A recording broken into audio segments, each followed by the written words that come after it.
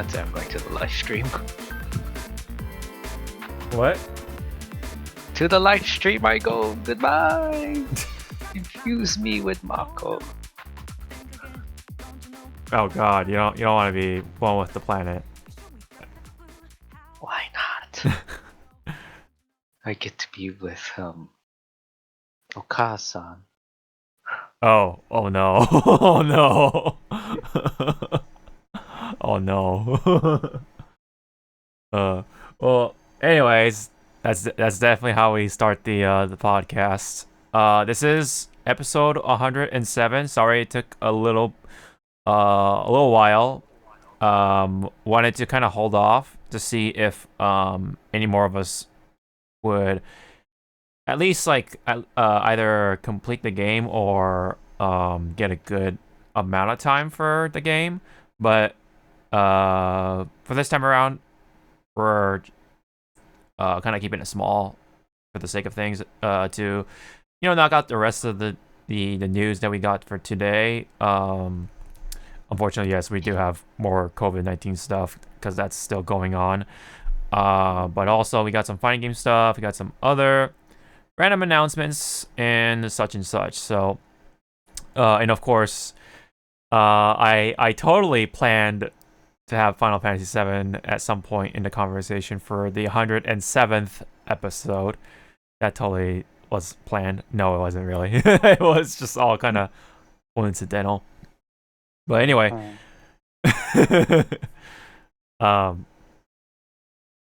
but today it's just gonna be myself, Sean, as your host as always, aka Hawk525, and my cohort for today is ZawarudoWrrry.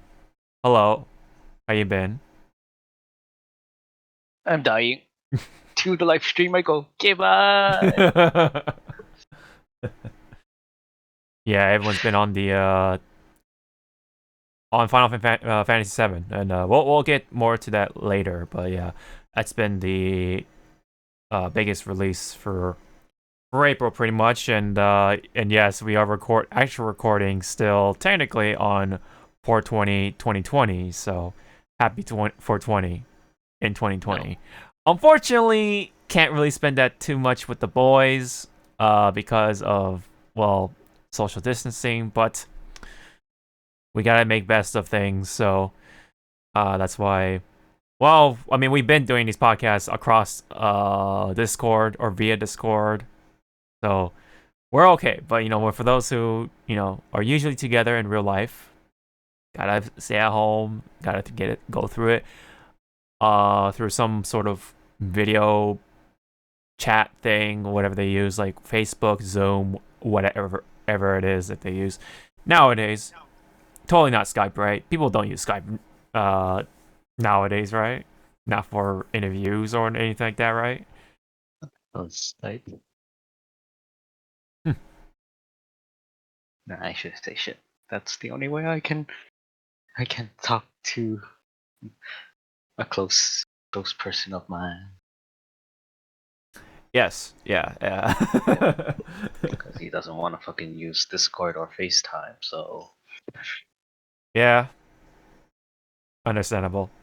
Discord is it does have a bit of a learning curve, but once you understand it, it's like, oh my gosh, it's so much better than a lot of the software out there. Yeah.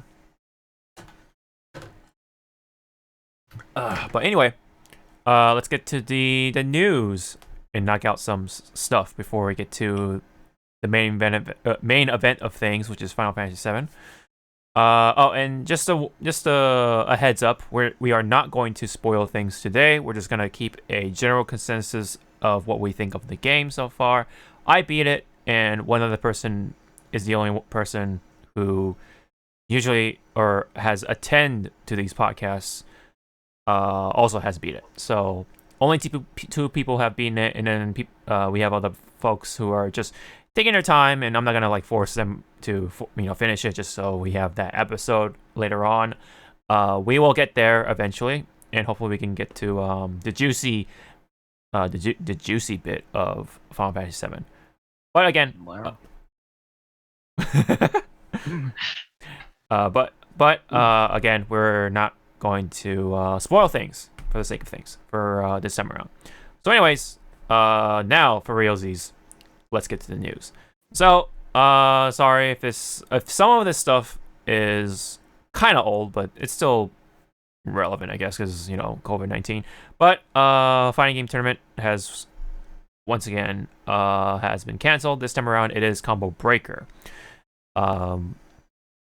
The TO or tournament organizer Rick or the Hado on Twitter put out a statement, and you can kind of get an idea of what that statement says. It basically says, due to these circumstances, we have to cancel, but we will pretty much move everyone's hotel reservations to next year.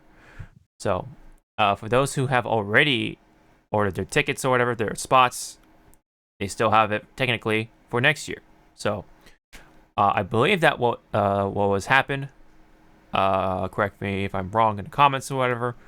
Well, that's the general sort of synopsis, I guess, for Combo Breaker anyway. So, but otherwise, yeah, it's more events being canceled, unfortunately, due to this pandemic. So yeah, pretty unfortunate, but you do what you gotta do to stay safe for everyone's sake. So also another pandemic related bit of news. Last of Us Part 2 got delayed. I think it was previously announced for, what was it, June or May-ish, right? Do you remember the exact release date or window at least? Quarter two, that's all I remember. Oh, sorry, was it? Quarter two of this year. Quarter that's all two, I yeah. remember. Yeah, somewhere, I think it was somewhere around May or June-ish, but either way, it's not going to happen, unfortunately, because, again, it's just COVID-19 related things, and they want to, keep everyone safe, the staff and stuff like that.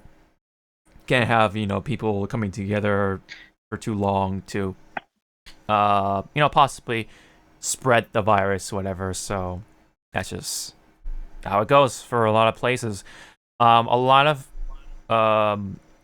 places have been working remotely, so most of the staff were working from their homes to work on their games or whatever, and the whatever animated projects for some companies even. And as I mentioned, that yes, that also includes the staff that's been working on the DLC for Fighter Pass 2 of Smash Bros. Ultimate. Now, most of the staff, anyway, to my knowledge, anyway, has been working from their home. Same with CD Projekt Red. They all converted to remote productions, so they're working from their homes. So that's how it's being done for now. So that's just how it is again. And previously, E3 was canceled, and okay, again because of the same reasons. But with that being said, it was announced, I believe through IGN, that we have another event that would pretty much cover what E3 was going to be doing, which is announcing all the games and stuff like that. Gamers call it the Christmas for gamers, which is called Summer of Gaming, which is going to be taking place around a similar date within June of this year, as E3 would traditionally. So they're going to have the major publishers like Square Enix, Sega, 2K, Bandai Namco, and more. Of course, other companies are going to do their own thing around that time, presumably. And Nintendo is probably going to have their Direct around that time too. They're probably trying to work around all the curves and stuff like that the virus has been putting out. So that's why things may take a little longer. So maybe we may see a different date for Nintendo or just other companies as well. But no less, they are trying to do their best to get it going once June hits around. And so I think this could spell definitely the end of the end of E3 in general. I believe, like, a lot of stuff. I mean, we've had this talk like previous episodes when we had more people on the show. Pretty much like just talking about how E3 is just not the same anymore, and perhaps what they could do to stay afloat, pretty much, which is to convert to just to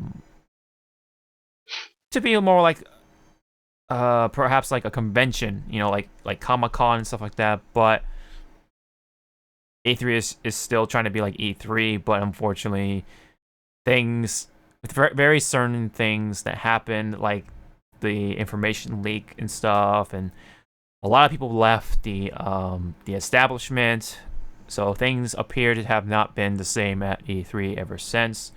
So that may have been a convenient time for E3 to just say, hey, we're canceled, because things just weren't working out. And I think the coronavirus thing would just like happen to be there to be their scapegoat to call it quits for now. So, but speaking of which, E3 is coming back for 2021, or they aim to do anyway, and they said that they're gonna do things differently according to an article. So I'm gonna just bring it up real quick. They said, in quote, pretty much a showcase. So instead of showgirls, they'll have show guys.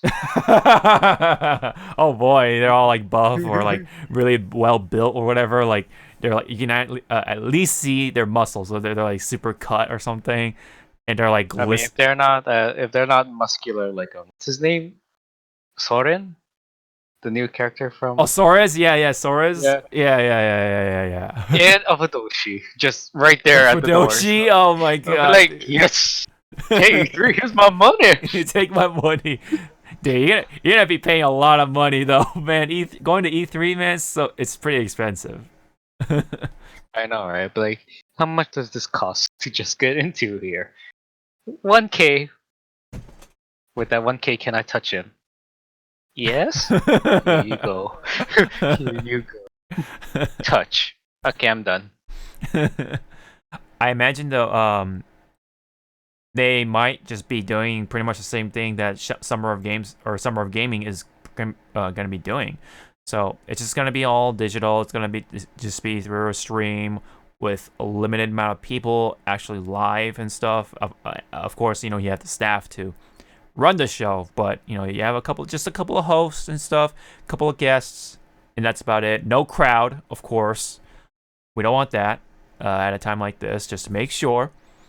But so yeah, it's definitely going to be a very much a a digital event, and so that could spell just a new trend amongst when it comes to E3. So yeah, so I just imagine that the new reimagined showcasing is just going to be digital. That's just how I see it for now. So do you have any further comments, Zawa? What took them so long to just reach this? E3 should have been digital maybe 2 years ago. Yeah, 2 years ago. So yeah, what was around that time? I mean, I don't know. I have the memory. Yeah. I pretty much have a memory of a goldfish, but no.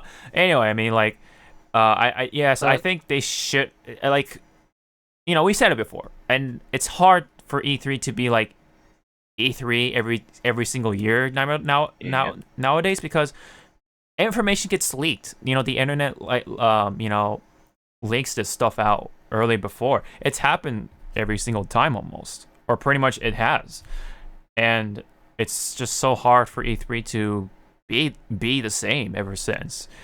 And so the fact that it's open public, it's just so I can make more money and stuff like that.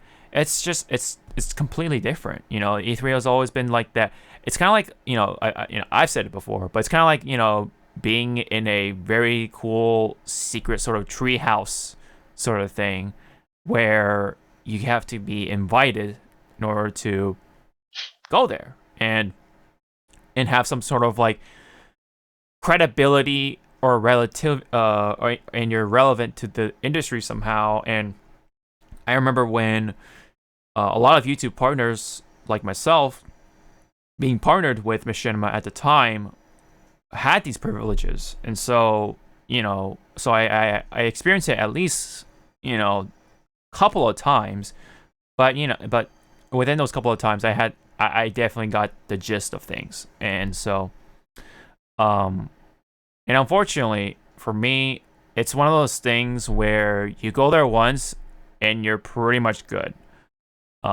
You already you already had enough of it.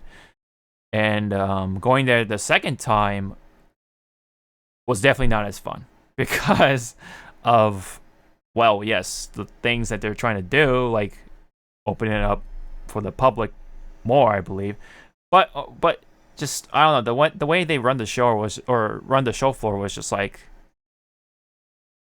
mediocre. I would say at best. But I don't know. It's just the fact that you stay in these lines for like so many hours just to play like a round of this fighting game, or barely 10 minutes of this big single player exclusive whatever game that's going to be coming out. It's going to be the AAA title of that year or whatever, right? Yep. Yeah. And of course you can say the same for a lot of conventions, but this convention, it's all about the men in suits and just a couple of gamers and stuff like that. Very business oriented and stuff. But when they went public, I don't know, it just kind of lost that mojo. And even when they present stuff, it kind of just doesn't. It doesn't have the same punch. There are some moments where, yes, you get the surprise, you get that nice fuzzy feeling on the inside, and when you get surprised, you're like, whoa, and stuff. You get that, the reaction that, yeah, the reaction that everyone looks forward to on YouTube and stuff like that. But now it's like when you find, or when you have information get leaked, it ruins it. It absolutely ruins it, and it happens so much frequently that pretty much, they've lost their relevancy. And not to mention now all the other companies are doing their own thing. EA's been doing their own thing, and Nintendo's been pretty much they're doing their own thing. Same with Sony with their State of Play or whatever. Nintendo did it pretty much first, I think, but at least, or to say the least, they did it right, And so they're the ones who kind of set the standards when it comes to showing games and stuff via Nintendo Direct. And they still deliver, I think. They still, are able to bring some nice surprises and stuff, or just present games in a pretty good way, to say the least. So, again, unfortunately, E3 is just not the same anymore. So, but back onto the state of things. The Summer of Gaming will replace it for this year, so we still have some news coming in June. So we still have some things to look forward to in June. Probably a lot of like teasers, I guess, but not like release dates because of the coronavirus. So who knows how it affect, how long it'll keep affecting people or production and stuff like that. So we're probably going to see a lot of teasers more than anything, I think. So, anything you want to add?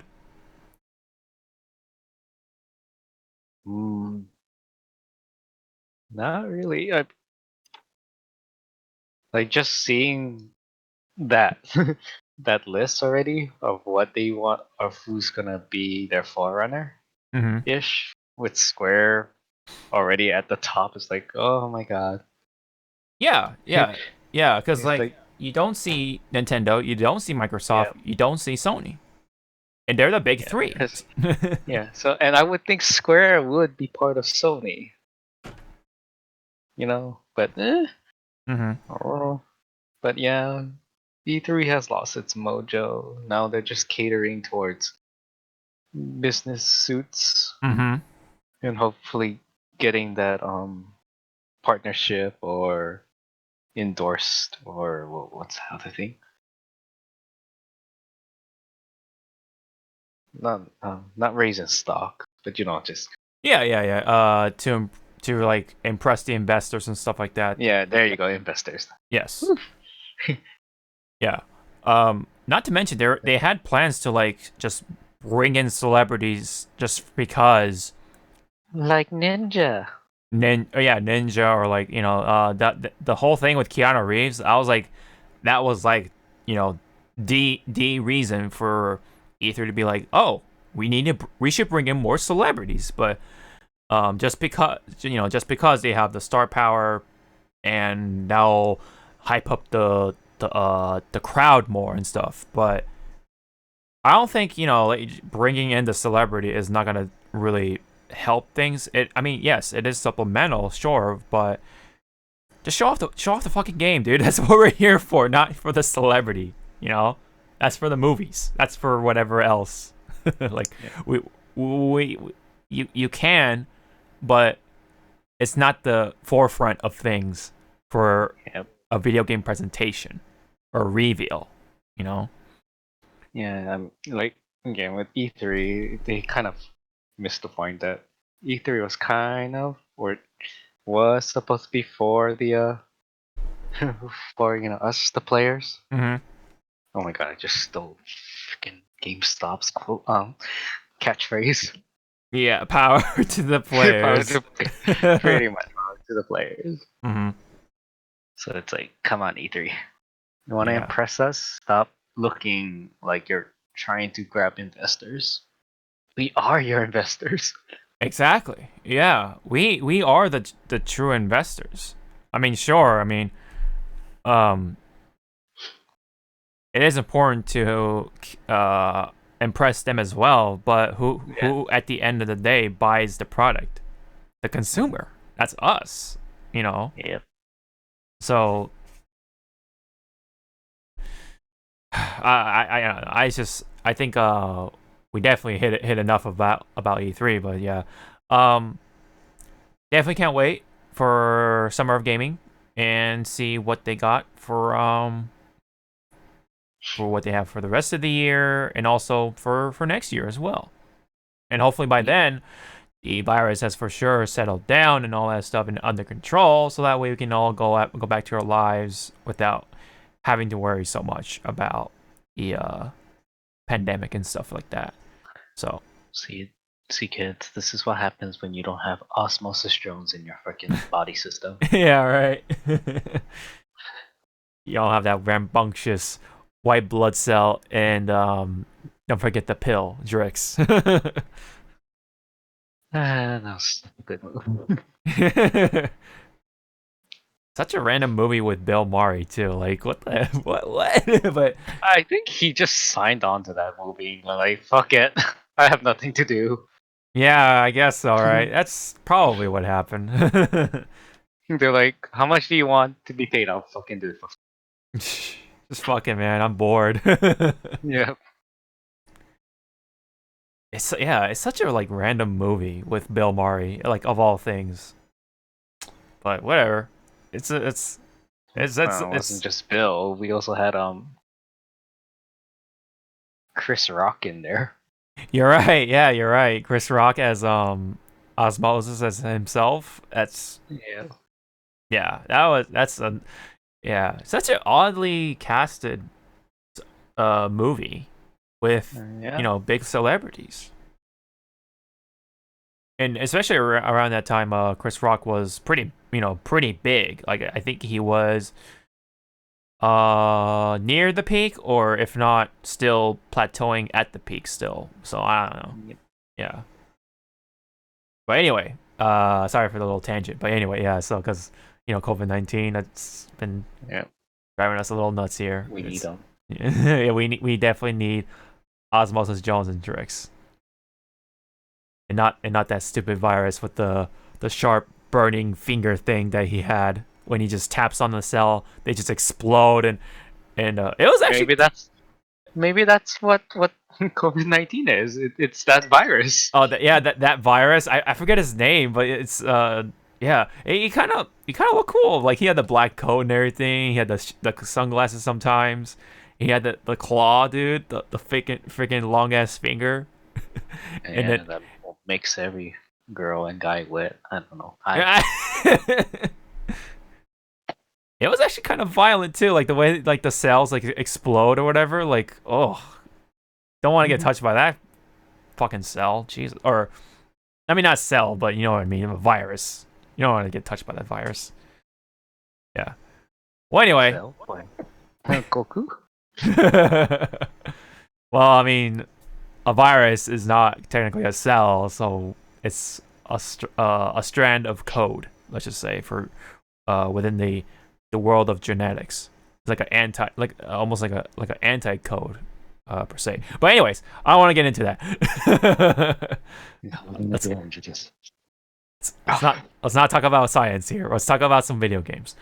So, let's talk about some actual video games here, not some COVID-19 bullshit. We're probably still gonna linger it here and there, but definitely what happened here was Sora's was out, Jita was out as well for Granblue Versus, and also we had the trailer for Zoe as well, but I think we let me see.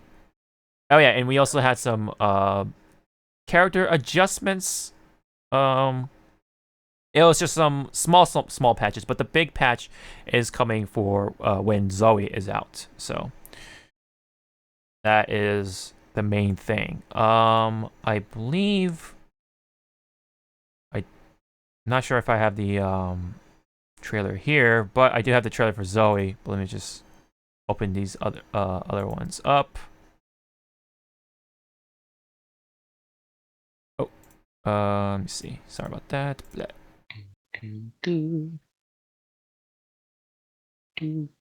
There we go. All right. And so now we can open up the trailer.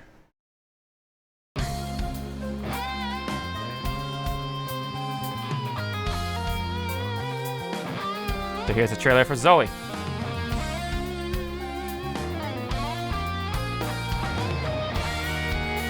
Arbiter. このまま無視することはできない。本日するさあ、そこだ。耐えられるか。逆払い。そこだ。甘い。ムーデア。セブンよ。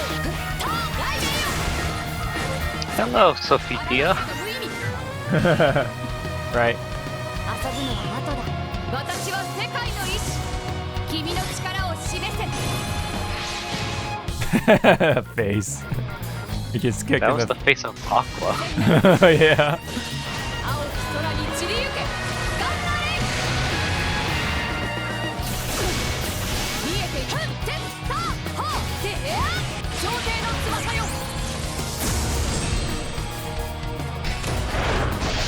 メッスル。空星の狭間にいいね。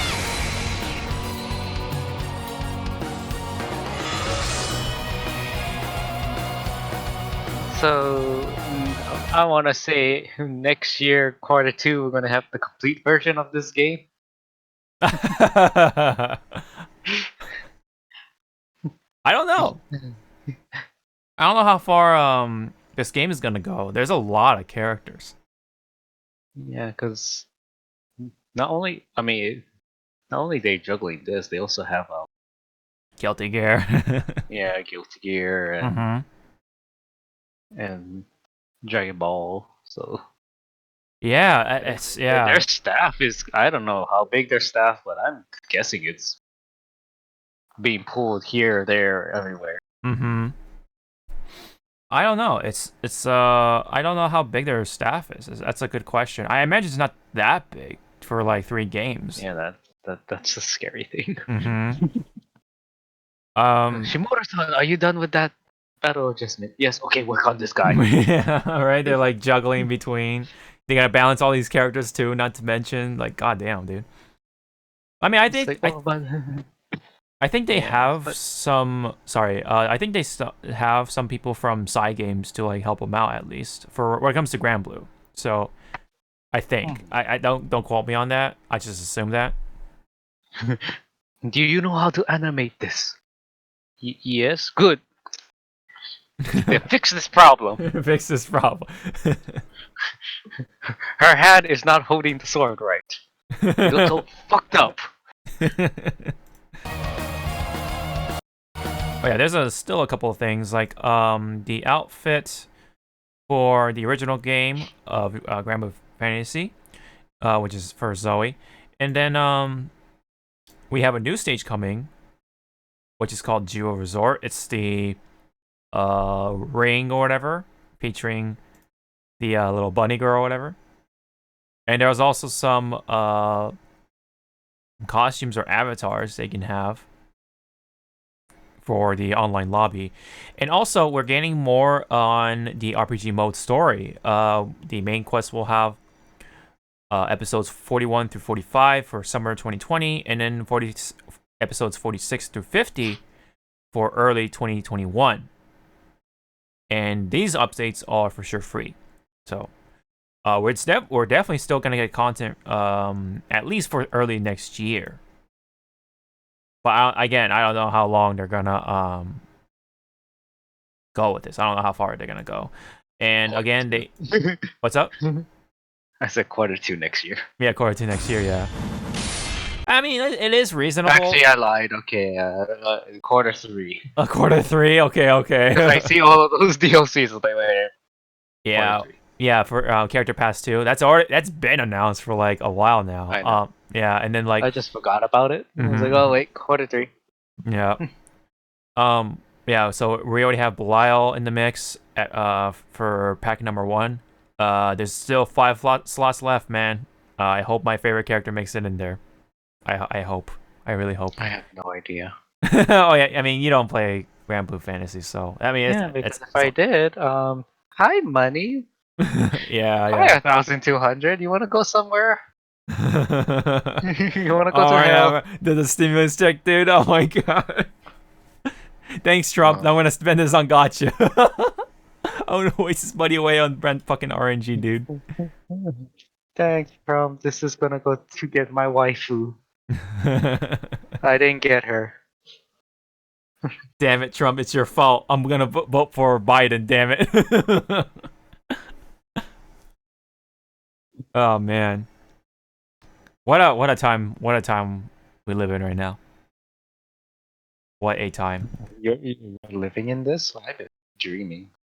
What? I've been asleep all this time. I'm Yeah. just waiting till September ends. But so also I think let me see here. Just to make sure. Oh yeah. There are some screenshots that people took and made some observations, which are kind of funny because they're comparing Zoe to Sol Bad Guy. Some of his animations are kind of similar to hers, so I thought that was pretty funny. Some of his jumping attacks one of his jumping attacks was similar to hers, and even the gun flame is similar to one of her projectiles as well. Sorry, let me just hit the arrow. Yeah, so like kind of like that, I guess. Similar principle, you know. It comes out from the ground and hits people, you know. Same with the gun flame. Okay, where's that Peter Griffin's gif? Oh my god, who cares? People use the same asset for everything. Stop. Yeah, man. Namco's been doing it for Soul Calibur and Tekken, like for Yoshimitsu. Like it's literally almost the same character. It's in different universes. Yeah, exactly. It's bound to happen, you know. It's bound to happen for like across the fighting games that come from the same company. Yep. Similar moves and stuff, but the end result could be different. That's the thing. We don't know until we play it. So, anywho, Zoe is coming April 28th, so it is definitely 8 days away as we speak or as we record. So, Gonna die.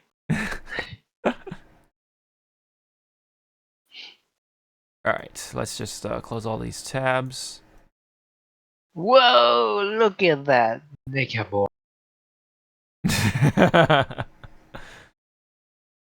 Let me make sure this one we already saw. Oh yeah, we did.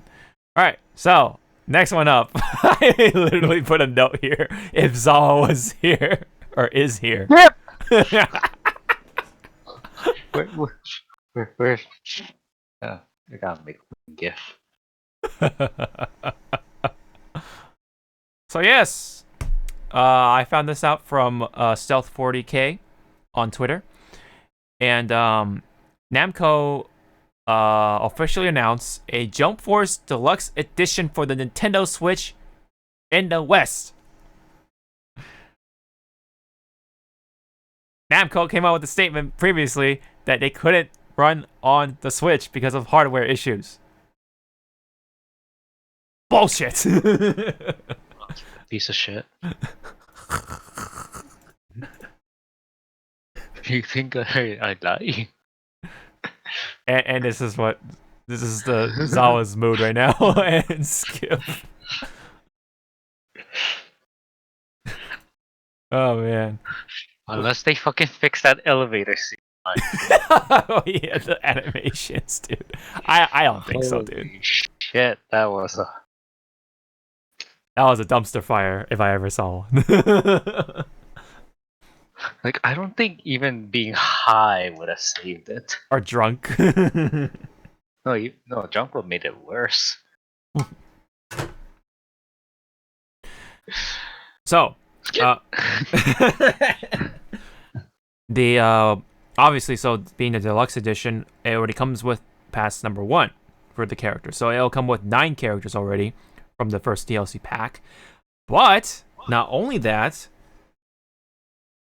they announced that there's a second DLC pack with 5 additional fighters.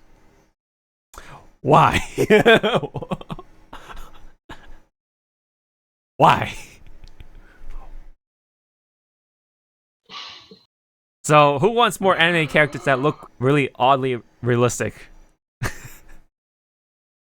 Like they look like over airbrushed anime figures that you buy for like over $100 with too much airbrushing.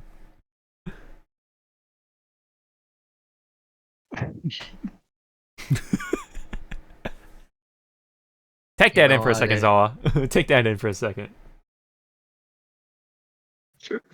They somehow, even though this anime is not a fucking shonen jump, if they fucking throw in Digimon and it looks good, I might like turn around and go.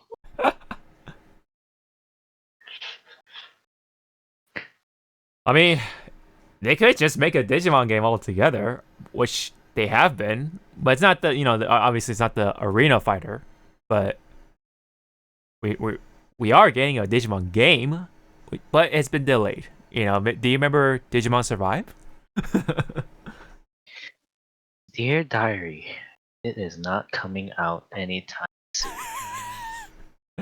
Kill me now. Dear Diary, the new Digimon season has been put on hiatus. There's only fucking 3 episodes at the moment. Funny enough, we do have that bit of news. Which we will talk about. Where did I put it? I thought I put it in here, but anyway, I guess we can. Now that you mention it. Now that you mention it, okay, might as well bring it up here now. So, yes, Toei Animation, once again for coronavirus reasons, has paused the broadcasting for not only for Digimon, the new remake or reboot, excuse me. The One Piece 1.0 arc has also been on pause as well, unfortunately. So, Oh no, what a nightmare! If there was only one way to know what happens in the next episode. Aha!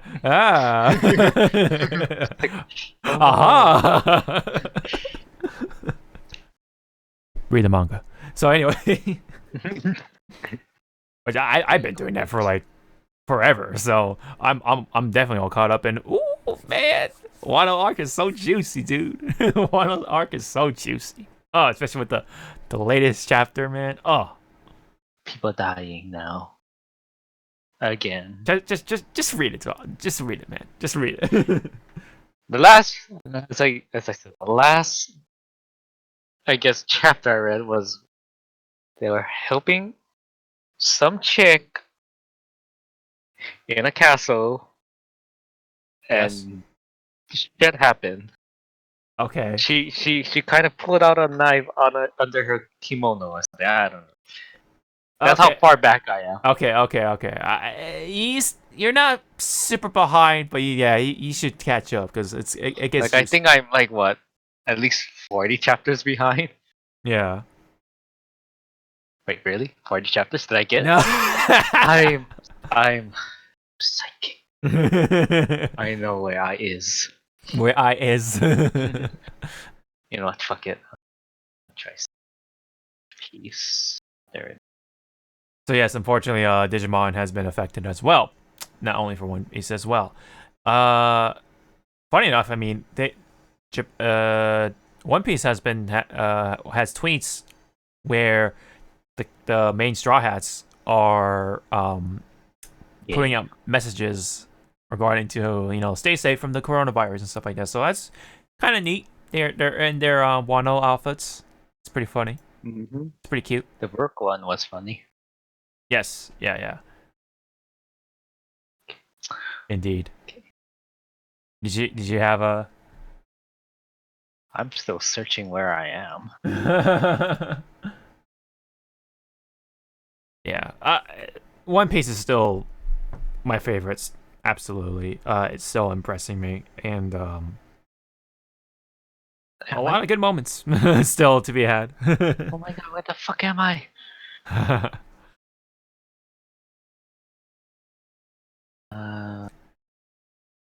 876? Doesn't feel right. Don't mind me, kids. I'm trying to find out where.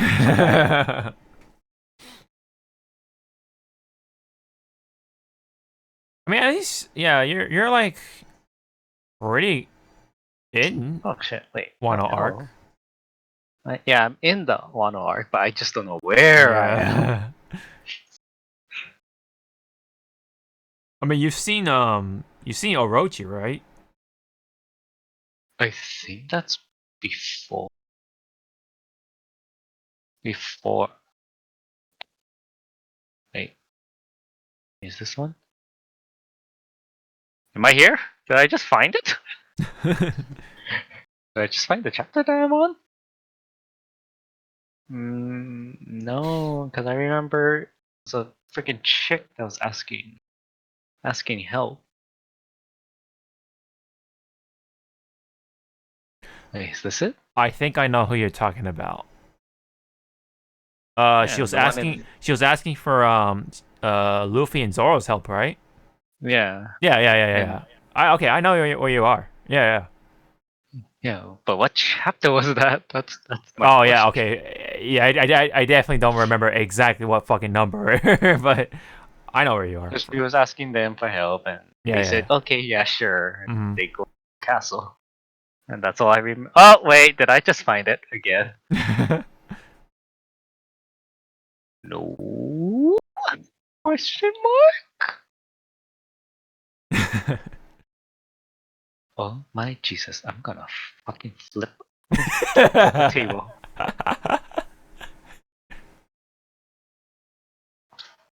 One Piece Wiki fandom. Continue. Well, they didn't, of course, specify when they're gonna open it back up. It's No. yeah, it's just they're just gonna put it on pause for now. So if you're really in need of catch up on One Piece or whatever, or just seeing the One Piece story, there is the manga. It's super straightforward into the story and stuff like that. There's no filler or anything of the sort. It goes straight into the action or whatever, the juicy bits. Like, the anime always likes to kind of beat around the bush, and then they get to the actual main part of the story, just so they can draw out the episode for like 20 minutes or something like that. Which is like, ugh, I hate it when they do that. But I mean, it's like that segment from Gintama of how the anime industry and a manga, when they are working together, either the anime industry kind of like slows down and let the manga get ahead of them, or the anime goes too fast and then the manga has to yeah, trail behind. It's like, oh Mhm. god. Something like that. I know what you're talking about. Where?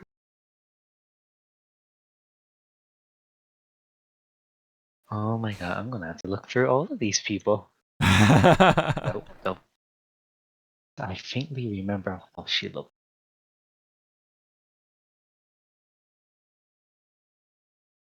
Anyway, Yep. we'll see. Anyway. We'll see about what Toei Animation does next for its next move. But for now, like a lot of animes and stuff like that, besides One Piece and Digimon, there's also been a number of delays as well. Yeah. Yeah. I mean, obviously I can't name all of them, but I just know for sure One Piece and Digimon are one of them. So, again, the virus has affected a lot of things, including, well, a lot of entertainment production of things. But let's shift to some different things. But back onto gaming here. Dead or Alive 6. If anyone remembers that fighting game that came out a while back, featuring the waifus, with the costumes. You pronounce whores wrong. or should I say Barbie dolls, because they all pretty much have the same fucking face, but with just some color differences and hairstyles, obviously, and all that. Don't say that too loud. Koei might come and kill you by sending Lubu or something. Lubu, oh gosh. They're gonna say, yeah, that's right, because their live characters aren't good enough. They have to send in the Dynasty Warriors to kick my ass. Like Lubu, especially. But you should be okay. You're a rubber man. Anywho. How you're like how he kind of died, right, kids? I know how to kill people. Anywho, why I bring up Dead or Alive 6 is they are actually ceasing development following a final update. So let me just bring up this article here from Event Hubs. So, after, let me see. Let's see exact date here. Okay, it just says, oh my gosh, please. It just says mid-April. There's gonna be a patch of sorts.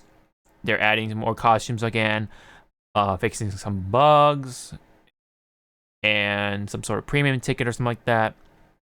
And after a year of updates, patch version 1.22 will add DOA 6's final DLC. Current features like online matches, rankings, and the store will remain available. We hope everyone continues to enjoy Dead or Alive 6. Thank you for your understanding. So, Dead or Alive 5 had a much longer Lifespan, yes. Lifespan, yes, thank you. Lifespan. Shelf life, yes. Especially for DLC. Like, there's a lot more costumes. $2,000 worth. Oh yeah, for sure, for sure. I mean, even with here, it's still about, I want to say like $1,200, at least $1,200 worth of DLC with just costumes. It's crazy. It's crazy, but there are people out there who spend that much money, I guess, for these games. Apparently, Yep. people do it. It happens, I guess. But Horny people love horny. yeah, DOA 6, relatively soon, is gonna stop with the DLC and all that stuff. So it makes me think: are they really gonna, go on to the next Dead or Alive spinoff or something like that, or maybe they got some other plans? maybe maybe a new Ninja Gaiden game, or maybe they're gonna help develop Virtua Fighter 6 because they already had some Virtua Fighter characters in the DOA games as of late. So maybe they already have like the foundation for Virtua Fighter 6. So maybe they'll help with that. I don't know. I'm not too sure. I'm not trying to give too much hope for those fans when it comes to Virtua Fighters. They have fans. Oh, ouch. Oh. Digimon. Yeah, even for a fighting game, it's pretty niche, especially nowadays. Yeah, some people here and there still talk about it, but it's relatively under the radar, for the most part. When it comes to like other fighting games, there's been a lot of fighting games coming out for the past few years now, so it's been buried deeper and deeper and deeper. But hopefully soonish, they'll come out. Maybe during the summer of games, it'll be announced that there's going to be, excuse me, a teaser of Virtua Fighter 6.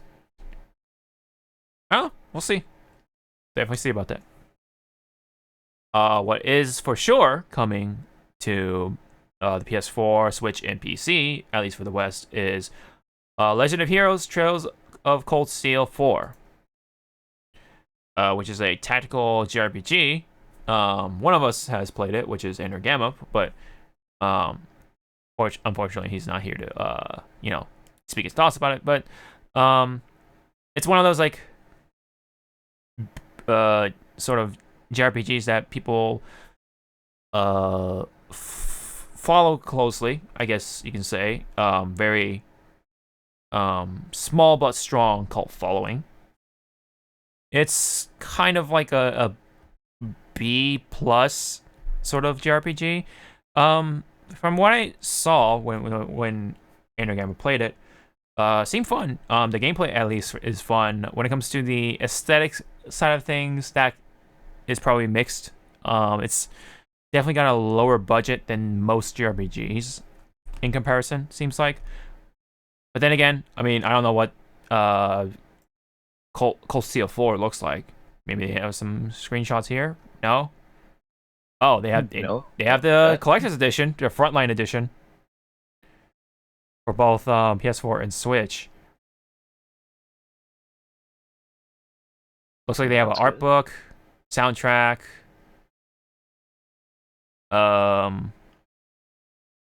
It's like a reverse cover, I guess, for the game for the game. And yeah, that's pretty much the gist of things when it comes to the collector's edition, which is called the Frontline Edition. Surprisingly, there's no soundtrack, or was that the soundtrack? That was the soundtrack. There was a soundtrack somewhere in there. Right here. Okay. Yeah. There's also the digital soundtrack when you get the Switch version, I believe. I guess, yeah. They don't let you get the physical one? I don't know. I'm not sure what the Black Records is. Maybe it's a extra little story? I'm not sure. I'm not too familiar with the lore of Cold Steel. Me neither. Yeah. Question marks. But, the continuous flow of JRPGs is definitely nice. It's always nice to see. All right, so as we were on our hiatus, April 1st came by. Another time for video game companies to try to troll us with their announcements, quote unquote. Platinum Games definitely got some people with their final fourth game, supposedly, which turned out to be, well, you know, April Fool's joke.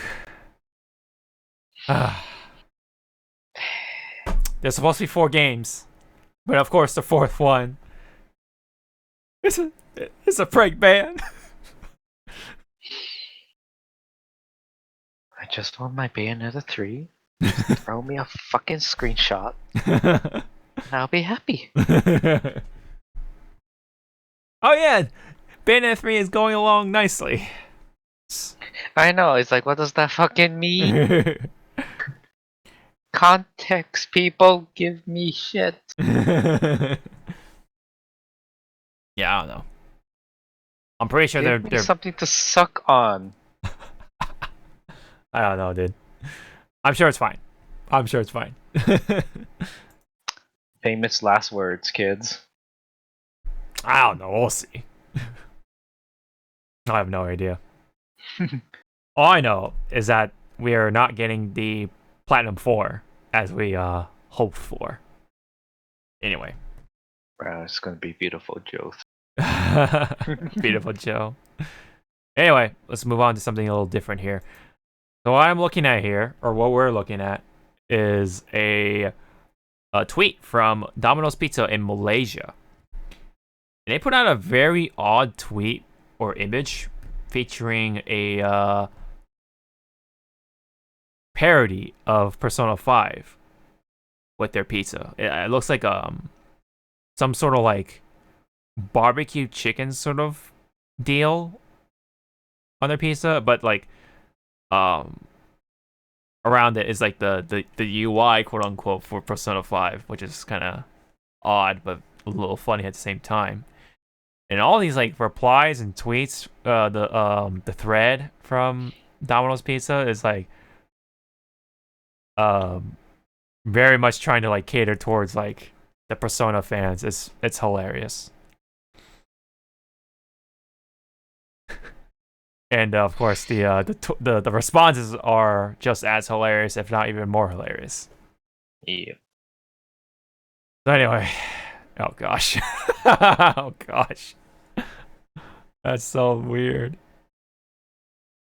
What is this? Oh wow, this guy ordered his collector's box. There goes your fucking check. Right? Yeah. You know, funny enough, as we're on the topic of Persona 5, Royal came out by the end of March, and I have the collector's box. I think it was huge, dude. Like I did not expect it to be that huge, man. That thing is like almost big as my upper body. Pretty big. So it's big as...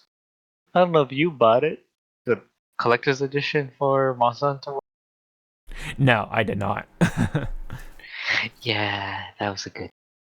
I got the last one in the GameStop and I was like, yeah! Fuck you all! Fucking plebs! Plebs. You take your little non-collector's edition. You take your own. You take your little discs and your redeeming codes. Yeah.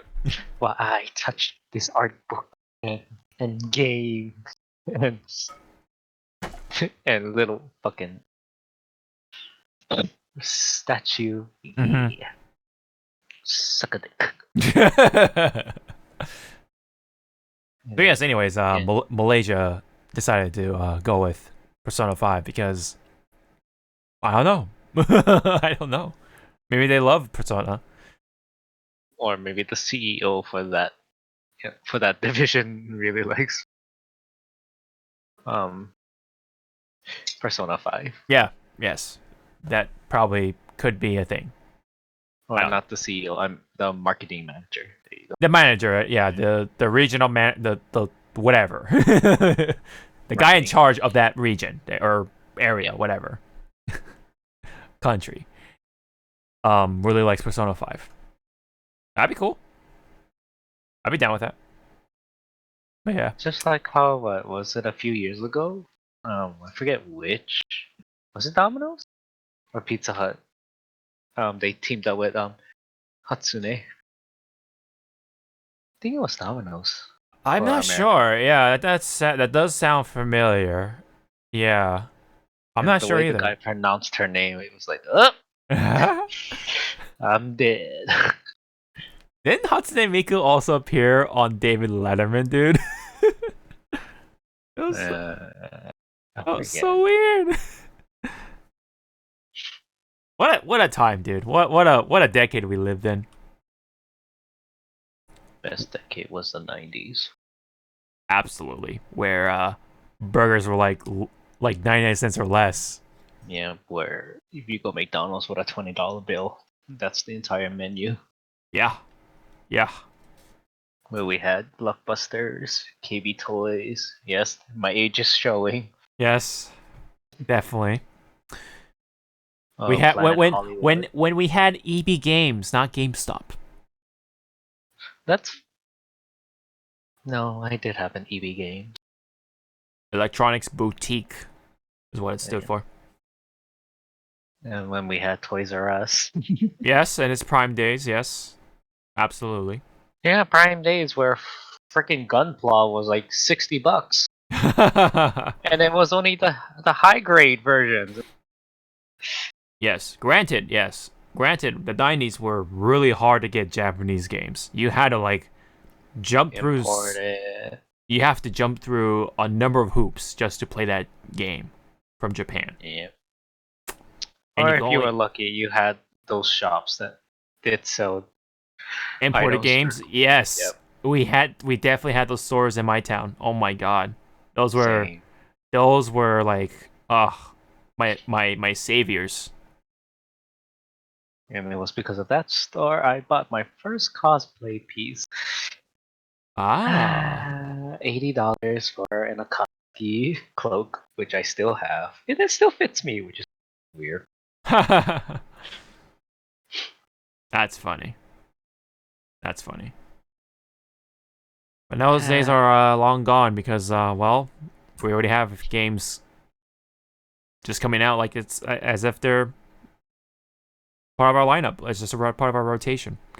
So there's no need, but I will miss those days where you kind of had to work. You had to do extra work just to get that Japanese game, and a lot of those games only displayed in Japanese text. But you either had that Japanese friend, or you knew in just enough Japanese to navigate to the menu. You just said fuck it and go blind. Or just fuck it, just pick every part of the menu and just find out what it was. Yeah. Yeah, dude, imagine though if we still live in that time, but we still had to play games like Persona where you have to make choices. It's like, what did I do? What did I pick? Why are you pissed off at me? What did I do? What did I do? I called you fat, didn't I? Wait, that was the bad ending? What? Or you just go like, wow, that was an interesting ending. Oh, your ending's different. I had this one. What? Wait, that wasn't there's more than one ending? Yeah. I miss those days. But anyways, there is a game that people miss, and that is Cooking Mama. And Cooking Mama has been going through some really odd things. Some conspiracies, in fact, where people, dead. had to what? She's what? She dead. I mean, well, we'll get to it. So, there was a legal battle between, I believe, the developer and the publisher, right? But then there was also this weird thing going on where,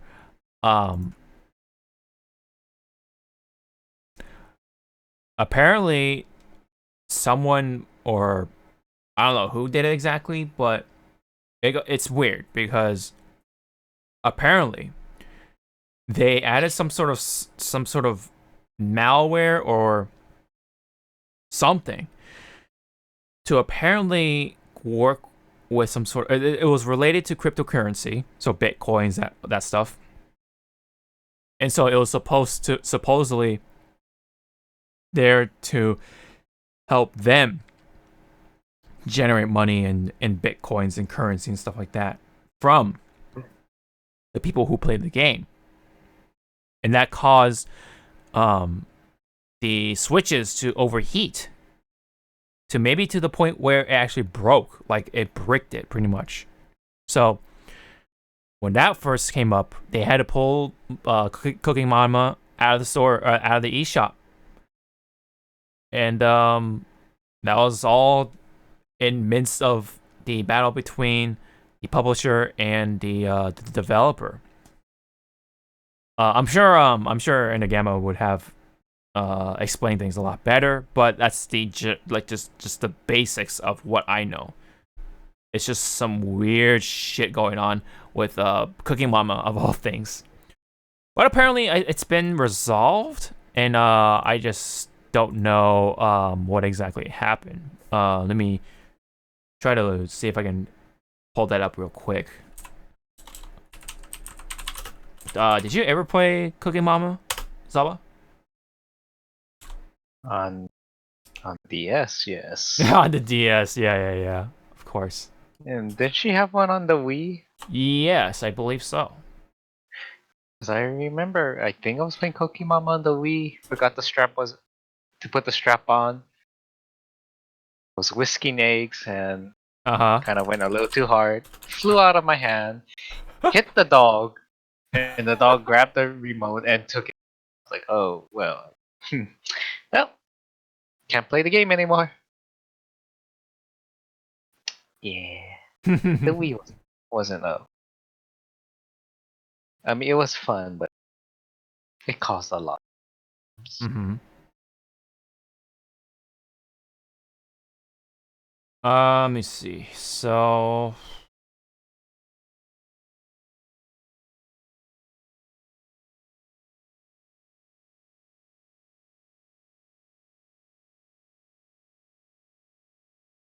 let me see. Sorry about that.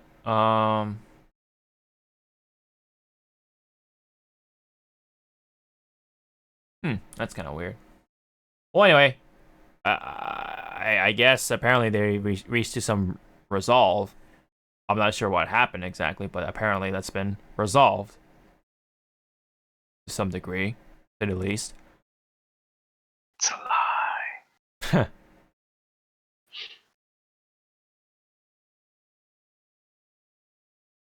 Well, anyway, the consensus of end result is that now they know what happened, and so let's see. Yeah, it said. Well, I'm just gonna read the headline here. It says, "The owners of Cooking Mama IP have confirmed that Cookstar was released without their approval and are threatening legal action against the publisher." There you go. The publisher. The publisher is the culprit here. Oof. Dun-dun-dun. Dun-dun-dun. Yep. So I guess that. So now they're actually going to court. I guess maybe I don't know. So it's not resolved, but resolved as in they know what happened. They know who did it. Now they're gonna take further action. I guess they're trying to anyway. All right. It's you motherfucker. you motherfucker. Like, what the fuck you are ever you doing? Go ahead. Sorry. No, it's like that. You just hear a gun cocking. Like, what Yeah. are you doing? Don't worry.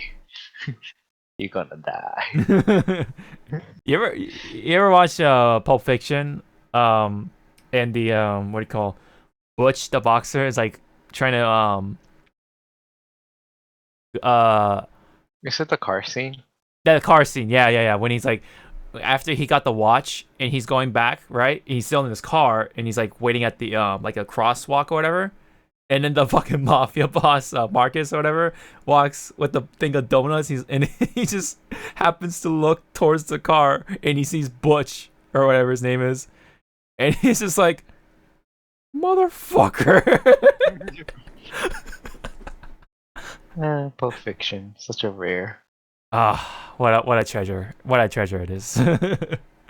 Yeah.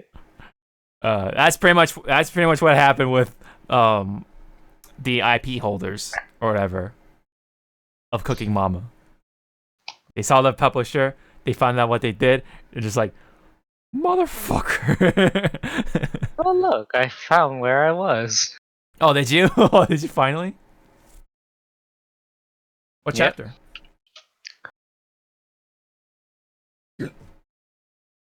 Excuse me. Chapter 932. Oh my god. See how far back I am? Oh my god. Wait, 932 you said? Yeah. Yeah, okay, yeah, you are 40 chapters off. Wait, there's 977.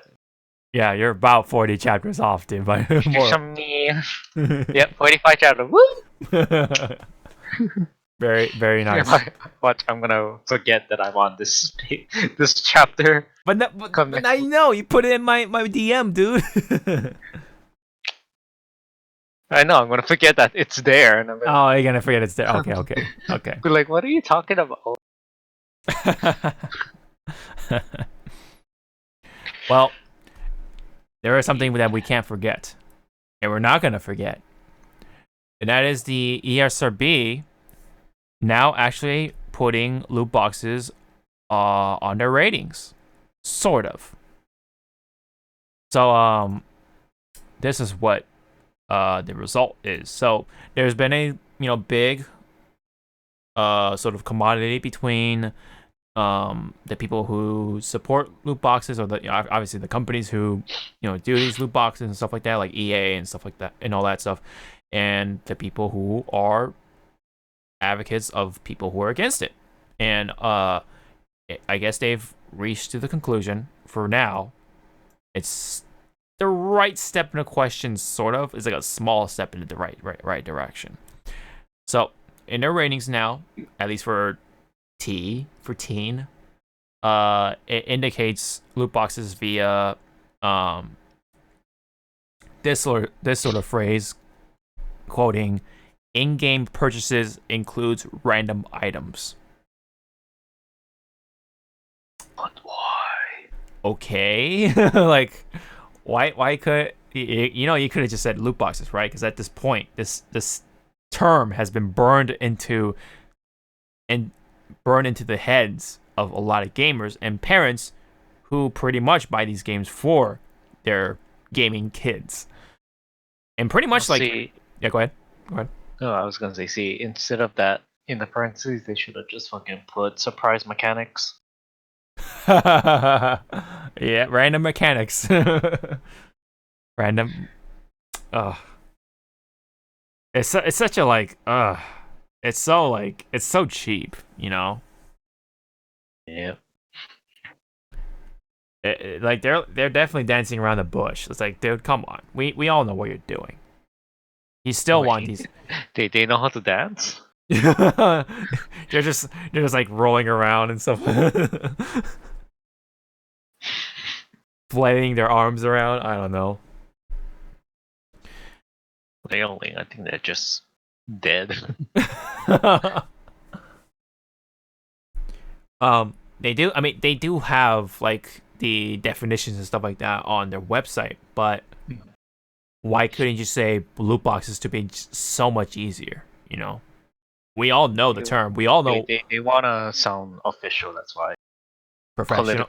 Yeah, correct. politically correct. Oh, ugh, God. Ugh. Why? gotta PC, be people, gotta be all PC. gotta be all PC about it. Gotta be all PC about it. Anyway, so yeah, that's the end result for now. That's pretty much like chapter 1 of things when it comes to the loot box sort of saga for gamers. Would there be actual regulation from the government? Well, there's been attempts, but I think this is still going to be ongoing, but not as upfront as we have been seeing for a long while, maybe. But hopefully, someone keeps an eye on them, and hopefully, gaming companies just don't be all egregious about it when it comes to these loot boxes and locking a lot of the essential gaming elements behind these quote unquote surprise mechanics. Yep. And I think even then, from this picture here, there's something wrong here. I believe, in my opinion, it should be rated M, if not A, because there's been this argument of loot boxes not being gambling, or pretty much the same thing as gambling. And we all know gambling.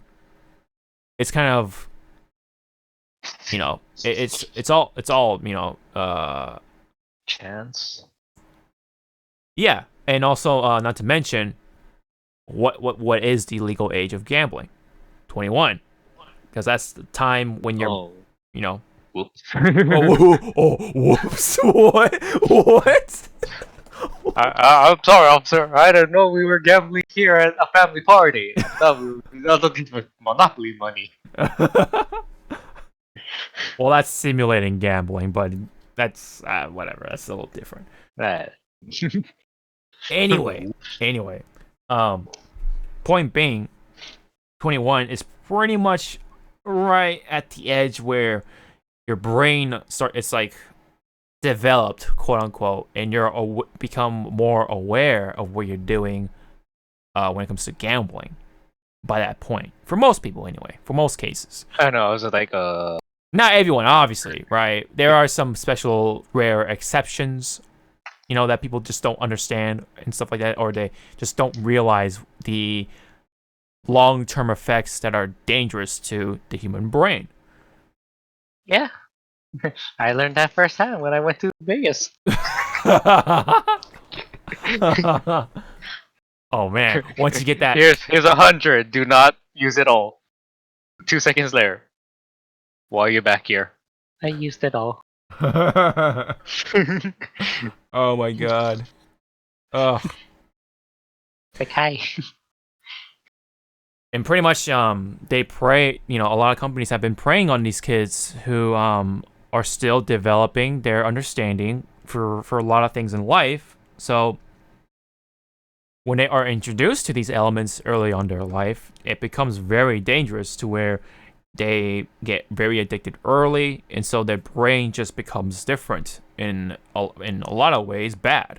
So that's why there are a lot of cases where these kids are just so like hooked on, and they go as far as stealing their parents' credit card and make all these really ridiculous purchases for in some cases, and even just super bad purchases at times because of how these mechanics, so these surprise mechanics, so quote unquote, I'm throwing out those strong air quotes, how they implement those things into the game, especially with games like Fortnite and stuff. It always tries to pressure the kids to like be on par with their peers or their friends. It gives them that pressure of like, oh, I want to get the cool stuff like they do. So that's why they likely don't have the time to grind it all out. So they are pretty much like cornered and pretty much manipulated pretty much to make these purchases, and only for them to not in a number of cases not get that said item or whatever. So it's a dangerous mechanic, and it just really needs to be, in all seriousness, regulated. It has to be. It's got to get under control.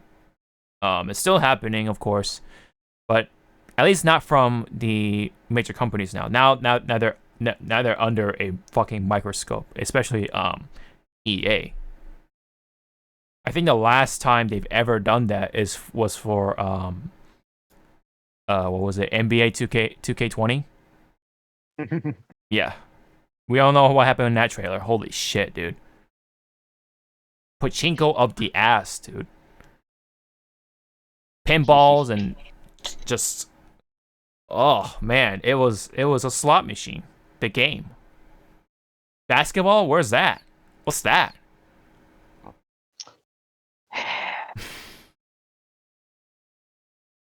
Yeah. Let's hopefully we can, divert from this whole gambling thing. Now I understand that there is a thrill to it, but that definitely should stay away from games that are more meant for younger audiences. Especially games like, Fortnite. Granted, I don't think there are actual random mechanics, but there are a lot of purchases that are locked behind, or there are a lot of like cool things or whatever that they want behind these in-game currencies. I think they're called like V-Bucks or whatever, I mean, there might be some loot boxes, I don't know, but I remember my early experience when it comes to like console games with Overwatch. Oh man, dude. Oh my god. Yeah, the new event is next month. Oh, shut up, dude. Don't even, dude. Hey, as I do as a tradition for Overwatch, I only give them 20 each event, and that's it. 20 for each event. That's all it takes, man. Yeah, it's like a good little tip. Do you still play Overwatch? Nope. Why are you tipping them? They can hurry the fuck up with Overwatch 2. Oh, I'm sorry. Overwatch 1.5, kids. Overwatch 2 is actually 1.5. Get it in your system. Because all of those shit that 2 has was supposed to be what should have been in the first game. Yes. I mean, okay. I mean, to be fair, I was part of the trend. I was hooked, dude. Like immediately, I had that feel, not only for the thrill, but to like try to get that costume. Like, oh my god, that was the epitome of what people go through. So, and of course, I was younger back then too. So like, I mean, when did Overwatch came out? You remember? 3 years ago. Was it only 3? Damn, man, it seems like a long time ago, but yeah, you're right. It might a long time ago in the galaxy far away. I think you're right though. I think it only might have come out like 3 years ago. Well, it's 2016, but if you go by anniversary. Yeah. 3 to 4 years, whatever. Mhm. Oh, good job, May players. She's gonna get nerfed again. Yeah, you're right. May 24th, 2016 is when it exactly came out. Whew. But man, also like that was like not long after that, 2017 was like the year of like us playing mobile games, dude. And you know how mobile games are with their in-game purchases. Oh boy. I have no idea what you're talking about. Sure you do. No, I don't. There was one game called Fire Emblem Heroes. Oh, that was you. As I wear a big smile on my face. It's like that was you with your money. My money was Dokkan. Oh yeah, like it's like that's any better, man. No, it's not. and then my money went again to to Fate Go. Yes. Was it Same worth? thing. No.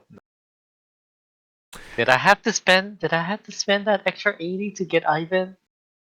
No, but I really wanted him. And the funny thing is that I got him in one ticket. Yeah, yeah. This fucker over here. You I can always pray to the get the gods. ones you want in like a couple of summons or one. It's like, or like pretty much most of the time. It's like, why? You don't even play him. You're right, I don't. But like, it's like, why does this happen? What? He doesn't even go here. What? Like, what is life? What is RNG even? Is this really random or is this rigged? Oh, my cheeks. Did I didn't do anything. Not those cheeks. What? Well, anyway, I guess I think we all get the point. They suck. They definitely suck. Now, Yes. but you know, I still do it here and there with Fate Go, and I'm probably gonna do it again during summer because I'm that shitty. As I wear a big grin on my face. And that's where his $1,200. Oh, shut up! I'm not gonna put that much money. Come on, get out of here. He says that now, kids. You're probably gonna put both of those stimulus checks in there, no? If there is, What do you mean both? if there is gonna be a second one at that, but Okay, I was like, what do you mean both? I thought we were only getting one. dude, we're gonna like okay, we're getting locked down like longer, dude. There's gonna be a second check somewhere in that lockdown. Yeah, worth maybe 500. But no, I'm actually gonna put that money towards a new iMac because I really need it. AKA a new sex box. What? Nothing. Excuse me? Booty. What? Excuse me? All right. I think we've. Your sex box, and her name is Sony. I gotta find that clip. Well, speaking of Xboxes and stuff, because as they revealed their console and stuff back then, a while back, the PS5 controller was revealed from Sony. So let's take a look at that picture. Okay. Initial feelings, Zawarudo? What do you think, man? As you try to find the picture. Oh no, it's a clip. Oh, okay. It's a clip.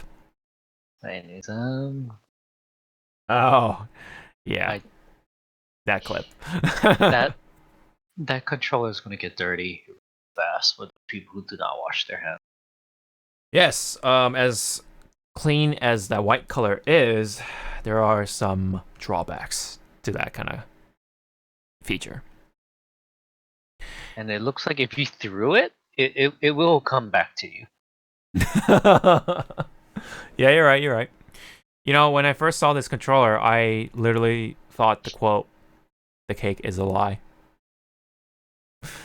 From Portal 2, for those who don't know.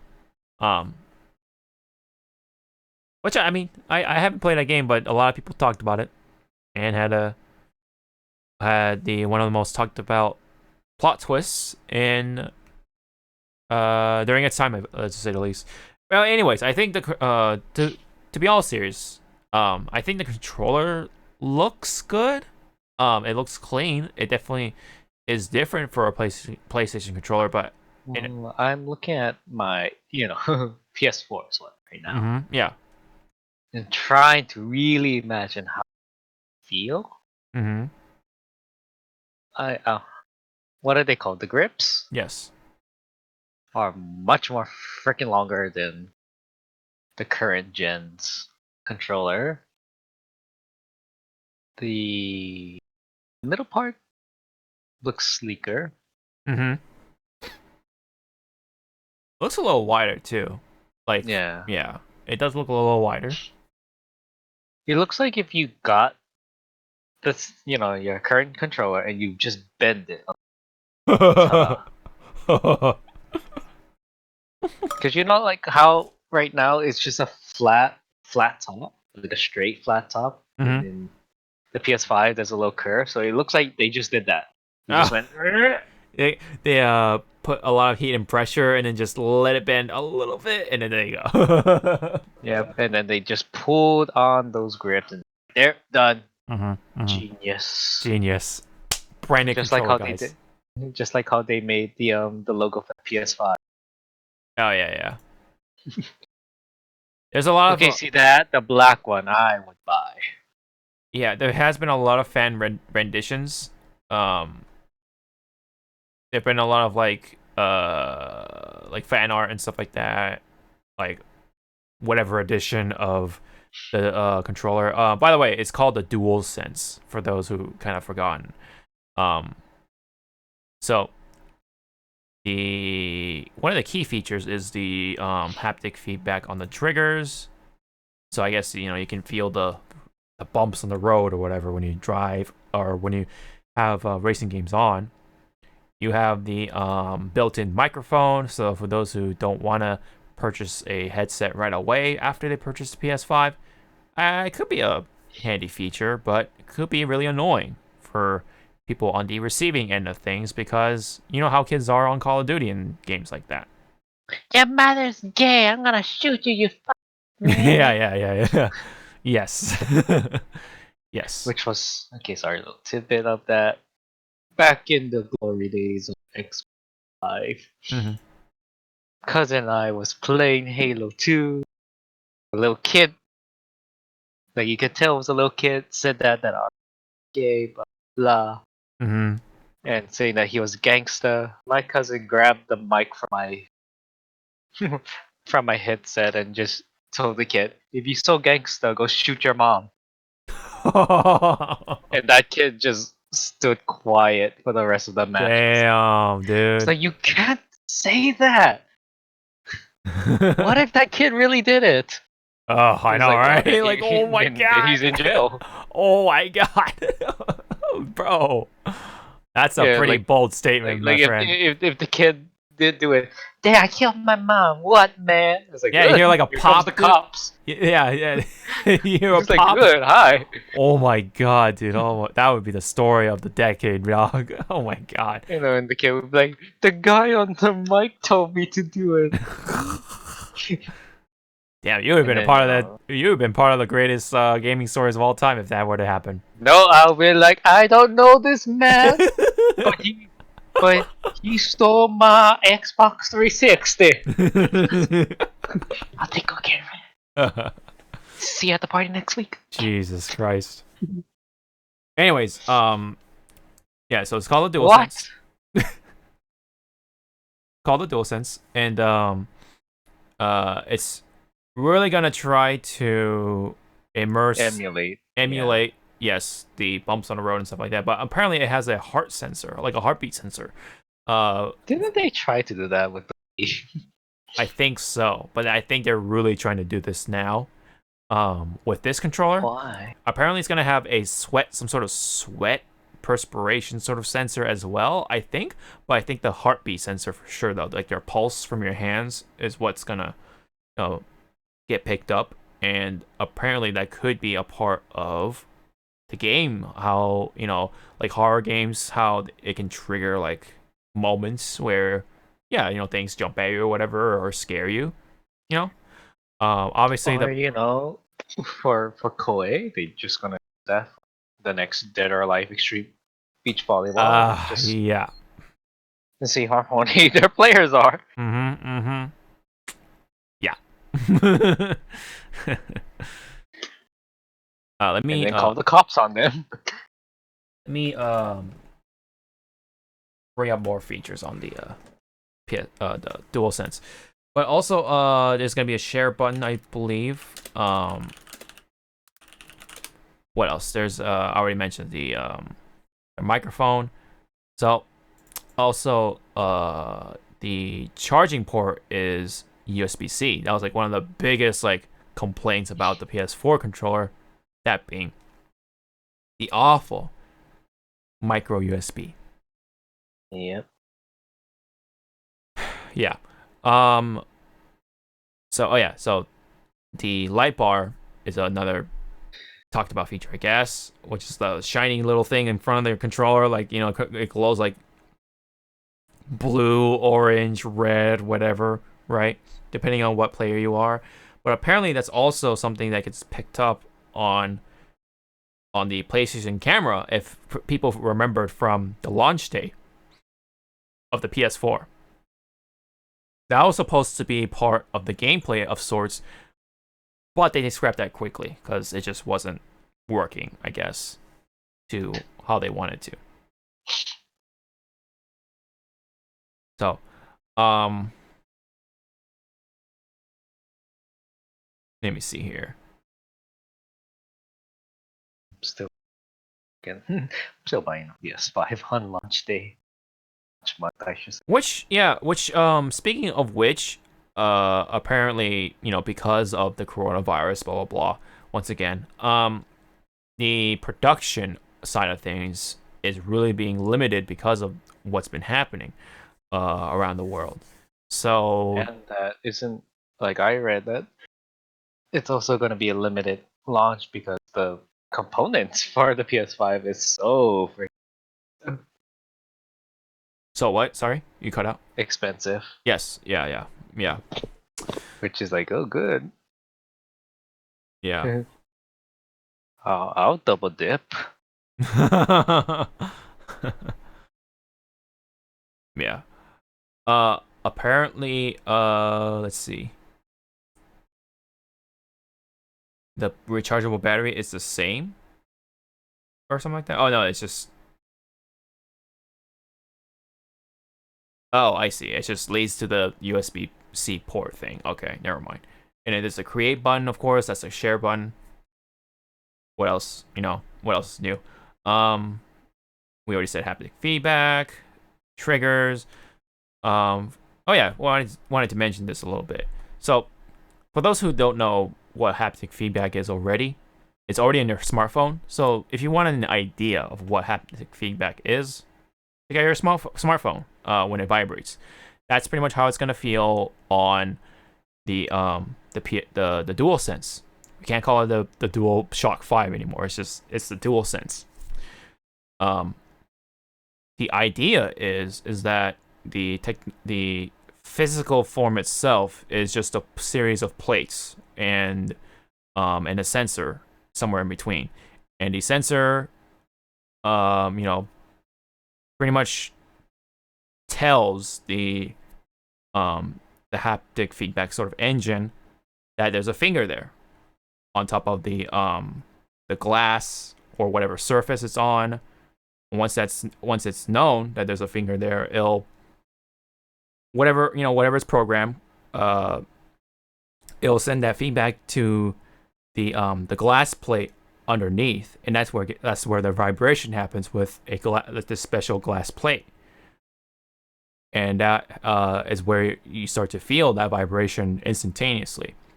It all happens like that. It's like how the human nerves sort of work. You touch your skin, and it instantly tells you, how you feel or what the skin is feeling.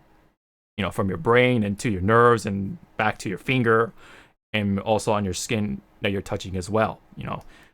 Kind of that sort of similar sort of flow of things.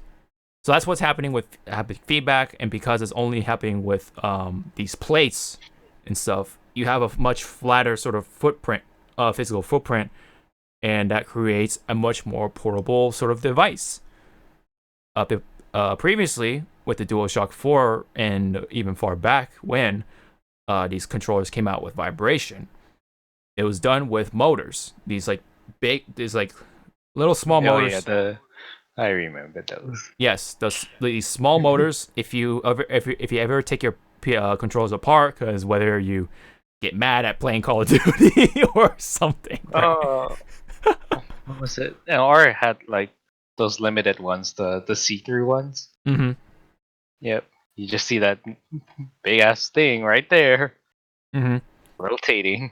Yes, the motors were being used along with a counterweight on top, and it kind of is like a similar principle. There's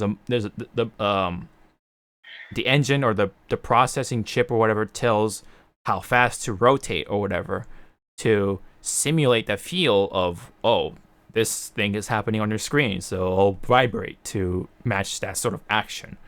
So that's Yep. kind of on the same principle, but kind of takes it a step further and kind of simulates how the human nervous system sort of tells the feel the touch, the sense of touch, and that's and hence the name DualSense. So that's just how haptic feedback works from my understanding of things. Sorry if I'm kind of going off like a bit of a tangent here and sounding like some college kid in a presentation or whatever with a PowerPoint, but that's just how it is. I'm a sucker for technology, so that's why I kind of get going with that. So that's what's happening with the triggers of things when it comes to being inside the controller. It's already happening with another gaming system, the Nintendo Switch, but they just call haptic feedback HD Rumble to kind of give it a little more of a distinguishing sort of name to it. But the matter of fact is, it's basically smartphone vibration. That's what you can call it at that. So, that's pretty much like the big part of the controller when it comes to the technology of things. The I guess the heart sensor thing might be like the sacred feature, quote unquote. I'm not too sure. That's what people have been talking about to try to like ease people in on this whole like immersive sort of thing with gaming. So, did you have any interjections or anything like that? Any additional comments before we move? Just be affordable. Yeah. People have been saying that the PlayStation 5 is going to be around $500 to $550 reportedly. So anything less, they're out of their goddamn minds. Well, I mean, that's what, like I've said this before. That's what usually what happens. So they have to kind of lower the price a little bit so that it can look a little more appealing to the console gamers. Because, like I said before, they lose money on they either get the money back or they lose money on these consoles. So how they gonna get how they gonna gain the money is through the games. Well, obviously you can't play the games if they don't have the console. So that's why they gotta adjust the pricing and stuff. They gotta really make sure that the pricing is just right, so where they don't lose too much money or they just get the money back.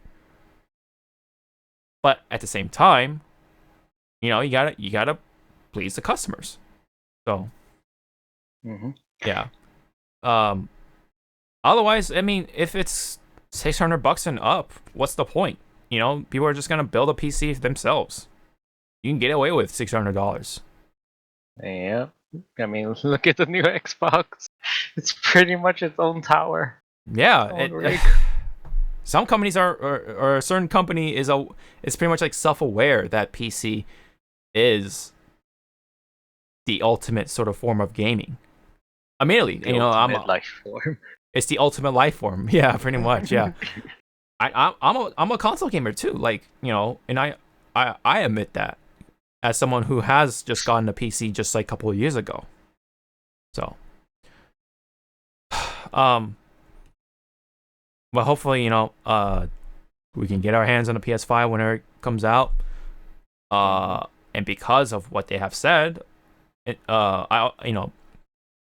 I said this in the previous episode or two or whatever, that I would have preferred to wait, because there's always a possibility that these first models of PS5s have some sort of We'll problem. have bugs and Exactly. fucking like okay. The only reason like some people would buy this right off the bat is just to have that first foot in the door going like, I have it. Because with the PS3, a lot of people love the backwards compatibility. Yeah. That's why the first gen of that PS3 sold so well, Mm-hmm. in my opinion. Yeah, and then wasn't it after- like at $600 at first? Yes, Yeah, it was. but It people was bought it. 600. Yeah, but people bought it. Yeah, I bought it because I was like, I can play my fucking PS1 games, my PS2 games. Mm-hmm. Thank you, Lord Jesus. And then when we got the Slim, it was like, oh, where's the backwards come? Where, what? Mm-hmm. That was my first PlayStation, the Slim version. I was like, where's my backwards compatibility? Hello? Yeah.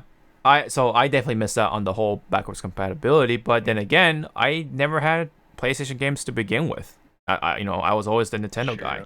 Yeah. So in my situation, it makes sense, but for the Sony fans, that's like kind of unfortunate. If you had to get a brand new PS3 or whatever because that first one like broke or something happened to it. Yep. Mm-hmm. I remember the day my PS3 died. Man, yeah. That's why, again, I hope for PS5, they did say, oh, it will be backward. At some But point, not- yeah. Yeah, Not at some yet. point, but Mhm. but right now it's just only a Certain handful? PS4 games, yeah. Yeah. hmm Which I hope it's the right ones. Yeah. I'm pretty Yeah. damn sure Final Fantasy VII is gonna be one Yeah, of them. I'm damn sure. Like if you have 7 on the PS4 and you put it into the PS5, it's just gonna be like you downloading a texture upgrade or whatever. Yeah. Up-res the textures, yeah. Yeah, up-res, there you go. Mm-hmm. Yeah.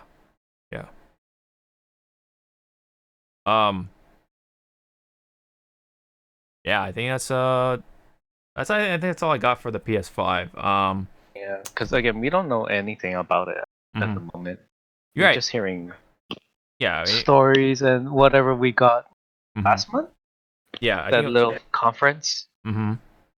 if you even want to call it a conference. Right. It was just like a weird like sort of presentation right here, yeah. Yeah, I think it was that thing was just pretty much a hey, investors, this is what we have so far. Mm-hmm. Mm-hmm. Which a lot of people that was watching it kind of didn't understand what the whole point of that that presentation was for. Mm-hmm.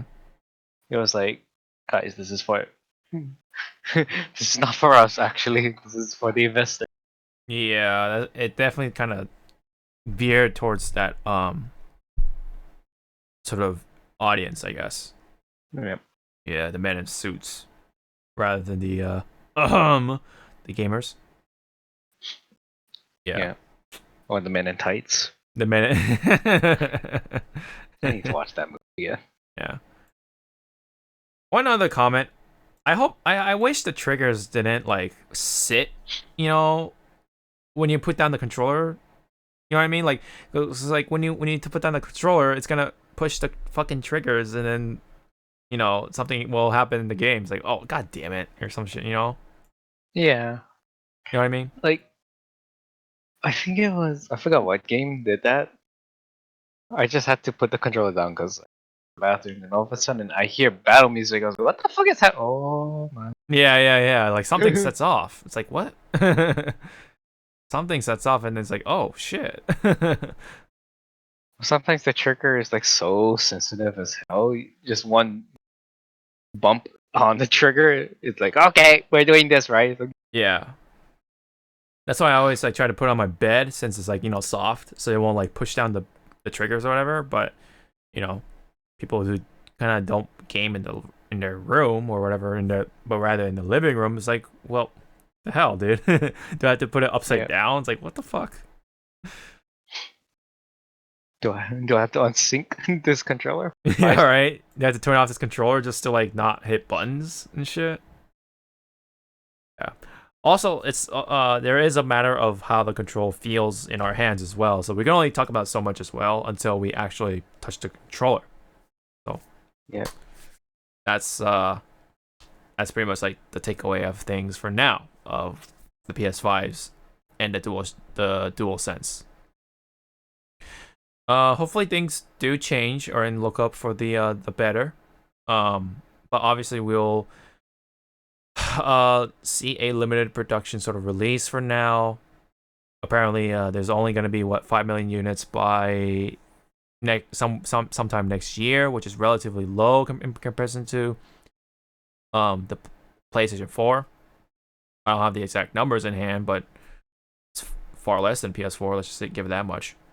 And so, that's just how it is for now. So we just gotta hope for the best or just brace for impact. I guess if you want a PS5 that bad, just be on the lookout, be ever so vigilant, and hopefully no one buys all of them and scalps the fuck out of them.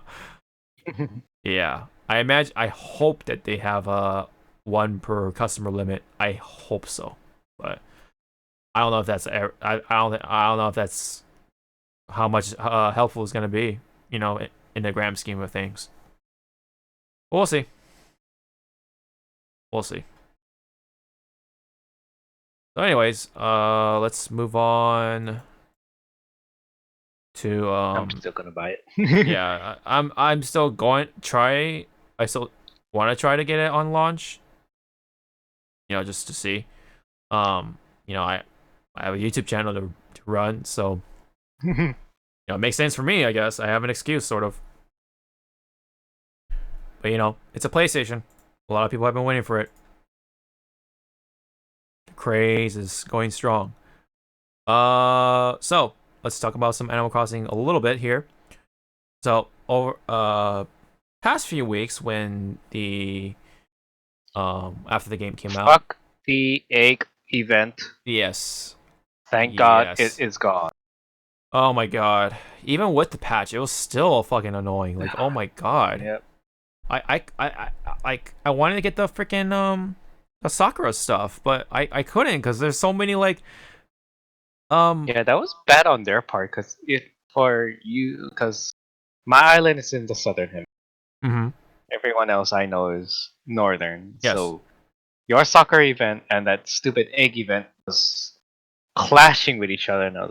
Mm-hmm. Oh yes. Best way to put it. Which I don't know if southern hemisphere the soccer event. I don't know if we do. Might be in the fall for you. I don't know. Yep. Or when it's fall for us. I don't know, man. I don't know. But yeah, fuck those eggs, dude. Like, there's a lot of eggs that came out from the ground, the fucking rocks, the trees. It's like, dude, the fish was the worst one. The fish, dude. Like, oh my god. Like the medium, because I think it was the small size, right? The eggs. It didn't matter. To be It's part just of like that. It's just like, but why you have this nice size fish and then it's just all of a sudden, oh, it's a fucking egg. Like, what? What? Yeah, because there was a couple of days like your Nook, the Nook Smiles, the plus ones. Mm-hmm. I had to catch like a certain fish to get like at least 300 Nook Miles. Mm-hmm. Like that. I was like, okay. Oh. Take me 3 hours to just find this one fish. Let's go. Right? Like, even though it's like not that rare of a fish, it's like, dude, can I get just fucking knife jaw, please? Like, well, I had one that was asking for a sea bass. Oh, out of all the fucking time in the world, mm-hmm. This one comes up now. Mm-hmm. I see what you're doing. Yeah, it was way too much, dude. Like, at least like when you're trying to get it from the water, make it look like a fucking egg, please. Like, Oh my gosh, dude. That was so stupid. So bad, dude. The egg should have just been uh, like a smaller Like, shadow. yeah, like a at least a small shadow, right? But when it's like a bigger fish, it's like, dude, come on, dude. That makes Yeah. no sense at all. No sense at all. Why? Like, even like the dirt, the when you're trying to dig up fossils, like, oh my god, dude. Oh, the fossil ones. I've Oh god. my controller so many times. Oh my god. Like, bro. It's a new day. I need to find my fossils. The 4 fossils, yeah. Okay. Okay. Fuck this. This. Yeah. When you see that fucking rabbit bouncing, it's like, get the Yeah. Yeah, and like whenever, and then even on the random islands, it's like it makes it hard to get your resources Yeah. too, because you couldn't get your wood or whatever. Like you could always get eggs half the time, or like when you hit rocks, you get the stone eggs. Like, dude, like, oh my gosh, I want some iron, damn it, or stone even, not fucking eggs. half the time during that stupid event, I was like, time travel looks really, really cool, kids. I don't think even time travel would help, because I think it's a server based sort of thing. So if if there is Egg Day going on, throughout the and it's online too. So if Egg Day is going on, you can't skip it. That's like the worst part. Just skip it. I remember that commercial. No, it's a server based thing. Fuck. Yeah, for these events, so that way everyone can get at the same time, with depending on the region or whatever. But the Sakura thing, I think that's like a time thing. Like you can like go back or for that or whatever, right? But these events though, that like Egg Day, for example, that's an event that's you would find, like it's like like you would find in a mobile game. It's you can't skip it. Like, that's not how it works this time around, unfortunately. Because otherwise, if you can skip through time, then you can miss it. But everyone had the egg event. Everyone was complaining about it, dude. Like, okay, I mean, like, some eggs would be nice here and there to make the furniture and all that. But Yeah. like, I like some of them. It was, you were drowning in eggs. You were drowning in eggs, yeah. Like, sure, like maybe people love the egg furniture and all that stuff, but put the egg somewhere else, dude. Not fucking where you get your essential stuff, like the trees and the when you hit the rocks with the shovel or whatever and stuff like that. And the fucking fish, dude. That's the God, irritates. It's like, here. How do you think you like the event so far? Here's the 30 eggs. Shove it up your ass. Get away from dude. Ever since I looked at a dirt spot, I'm like, I hope it's not a fucking egg. But I had that like sort of that like a trace of PTSD. Yeah. So, yeah, like it's like, but after long past the Egg Day, when I dig up and see it's a fossil, I'm like, relief. It's a fucking fossil, dude. I can either give this to the museum or I can donate it for money, or sell it for money. Oh my god, it feels so good to get a fossil now because of this stupid thing. Ugh. I hope for the next Egg Day or whatever, they like do things differently. Not just tone down the egg appearance. Do something different. And what in like, again, like, well, the worst part, it was clashing with fucking the Sakura furniture, man. I couldn't get everything because like again, like there was so many eggs, the egg balloons and shit.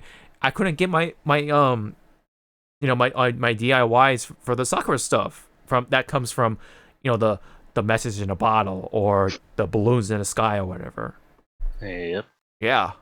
Oh my gosh. So that's why when the soccer event, if it comes to Southern Hemisphere, just get into my island, Yeah, get your yeah. shit, Mm-hmm. and get out. Yeah. Yeah. I mean, luckily I had Todd make me the one piece of like the one item. Gosh. The one item that I really wanted, which is it's just a pile of sakura sakura petals. As simple as that sounds, which takes up 5 of your sakura petals for each one. But because of the eggs, like it prevented me from getting all the fucking sakura furniture, dude. Ugh. But anyways, that's gone. That's done. Now. It's been done. I'm super glad that we're past that. Some of the egg furniture is cool, but I much rather just have that thing like adjusted way more, at least. But anyway, there was also the fishing tournament that went on, the fishing tourney or whatever. That was a fun one. Yeah, that was kind of cool. It wasn't quite the same from like previous games where it was actually like a competition between your neighbors and stuff. Like they compare like the sizes of the fish that they caught. Yeah, but I wouldn't know. yeah, but this time around, you just kind of like got a lot of fish. You get points for it. You get furniture, which is cool. But I kind of missed the sort of that competitive side to it with your neighbors. So, I don't know if they'll do anything about it, but it is what it is, and I'm just kind of whatever about it. I got the fish wand, so I don't need to make myself a nice little wand or whatever. I could just save my stars for something else, like the astrology sort of furniture, like the Taurus bathtub or the Aries little rocker thing or whatever. The rocking horse. Rocking horse, but with like the instead of a horse, it's a ram. Or whatever Aries is. He is the god of war that died. Kratos. Not that. Not him. Not him. Well. Anywho, we are getting some new stuff coming up, which is Earth Day. Apparently, that's gonna be just a couple of days away, I think. Assuming that it's gonna be actually on Earth Day. So, fire, wind, water, hot, planet. What? I don't know. Captain Planet. Oh gosh. You do not want to be the guy with heart. He's just like, what do I do? What? Like, yeah, same as like, well, what is this? What do you do? Do you do something? No? Okay.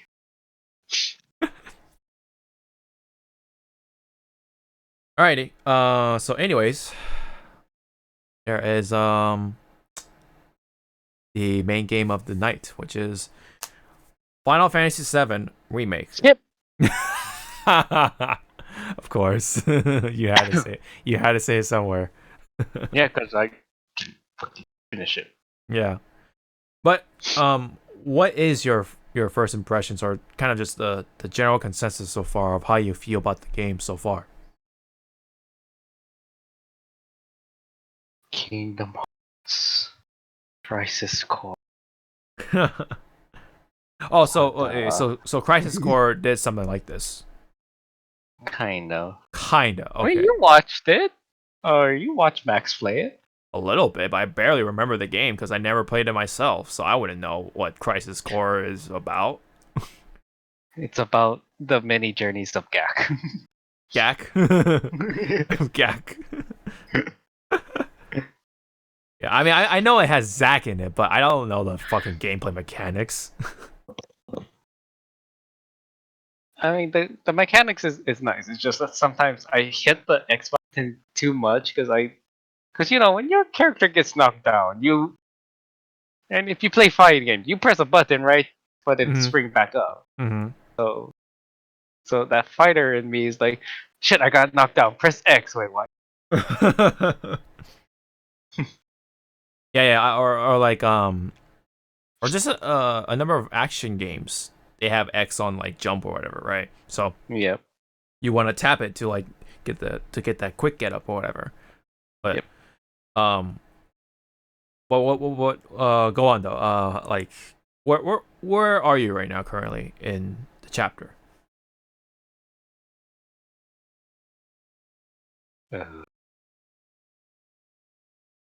Eight? Oh yeah, Nine? because you said Met Flower Girl? because you said you're in the church, right? And you meet I'm out of the church. you're out of the church. We are, Okay. we are rooftops. Yeah, you're going to the rooftop. Okay, got it. Yeah. So you Right. fought Reno, right? The guy with the red hair. Spoilers to our view. Oh, right. Sorry, but that's to be fair, that's a minor spoiler. It's a boss. That's not. Spoiler! That's not. Yeah, I fought him. Okay, that's the farthest I'll go. But anyway, I mean, you've seen him in the trailer, but what are you saying?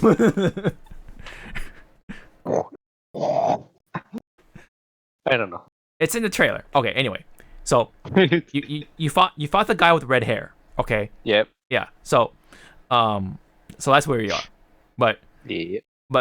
did you have any more to say about the stuff before, like the yeah. As so far as me playing, yeah, so far, like how like just this one chick is fucking thirsty as fuck. Someone get her a gallon of water, please. oh, you're talking about Jesse. And these two bros, they ain't bros. They are fucking gay. Whoever's top, who is bottom, I don't give no damn fucks. They are gay. Oh, you're talking about Wedge and Biggs. Yep. You know what's funny? Wedge is voiced by Badger from Breaking Bad. Fucking gay. Wait, are you playing it in English or Japanese? English for now. I Okay. might switch over to Japanese.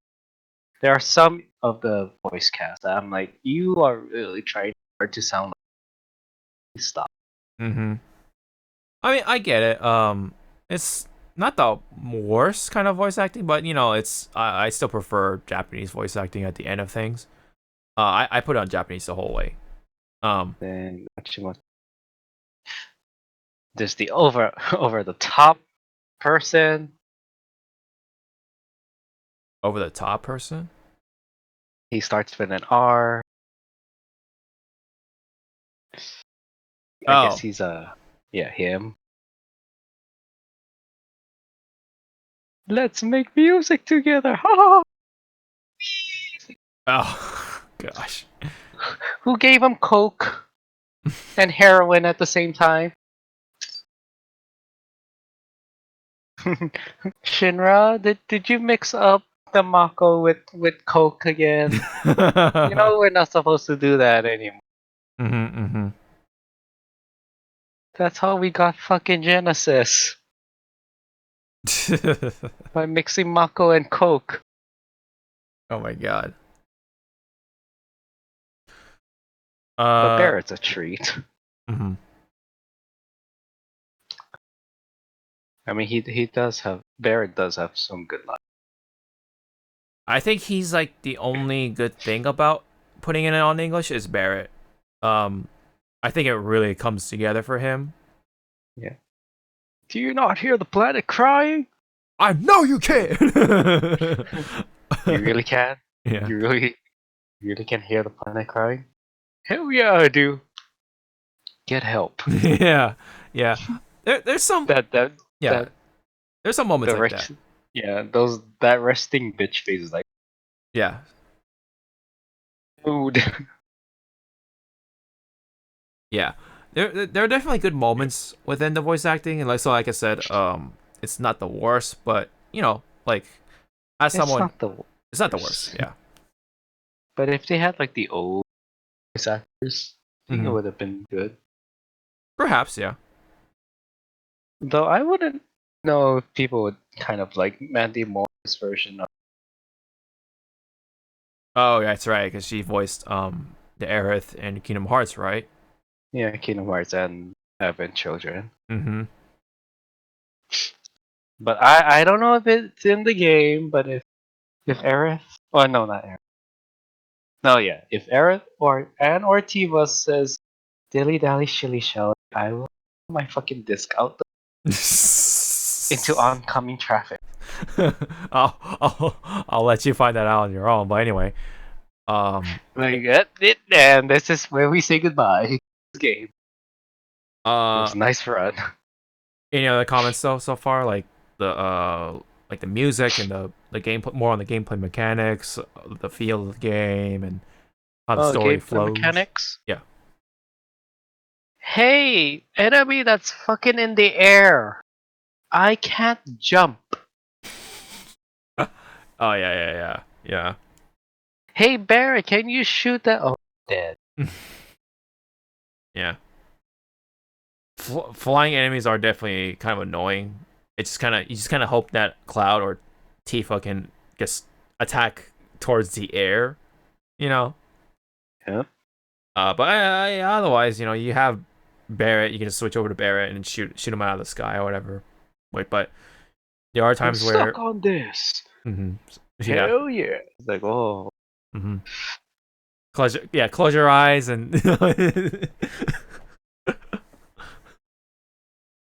But I don't know. Now I have Aerith in my party right now. Mm-hmm. Yeah. I don't know. I don't know how she fights. Oh yeah. Mew will. You'll see. You'll see real soon. Like if I don't see her whacking things with her rod, I'm gonna be inaccurate. Uh-huh. I mean, I'll say this, like, all the characters are pretty fun in their own right. They got their own shtick. But you can kind of change it up a bit with the materia and stuff. How do you feel about the materia, speaking of which? I made Cloud. Yes, Cloud is my DPS, but I made him more of a black mage for some damn reason. So in terms of like what? So you give them all the magic and like the Yep. like Thundera and all the fire and Yep. ice. Okay, I see. So you gave them all the. And then Barret is my healer for some damn reason. Oh, dude, he is my healer, dude. Like, 100%. He's got the health. He can tank it. He's the healer. He can heal, revive my party. He has raise. And Tifa's just there. Tifa is like the distraction, and also she can build up ATB really fast. So she can kind of be like the clutch, like whenever you need her in this like certain situation at most.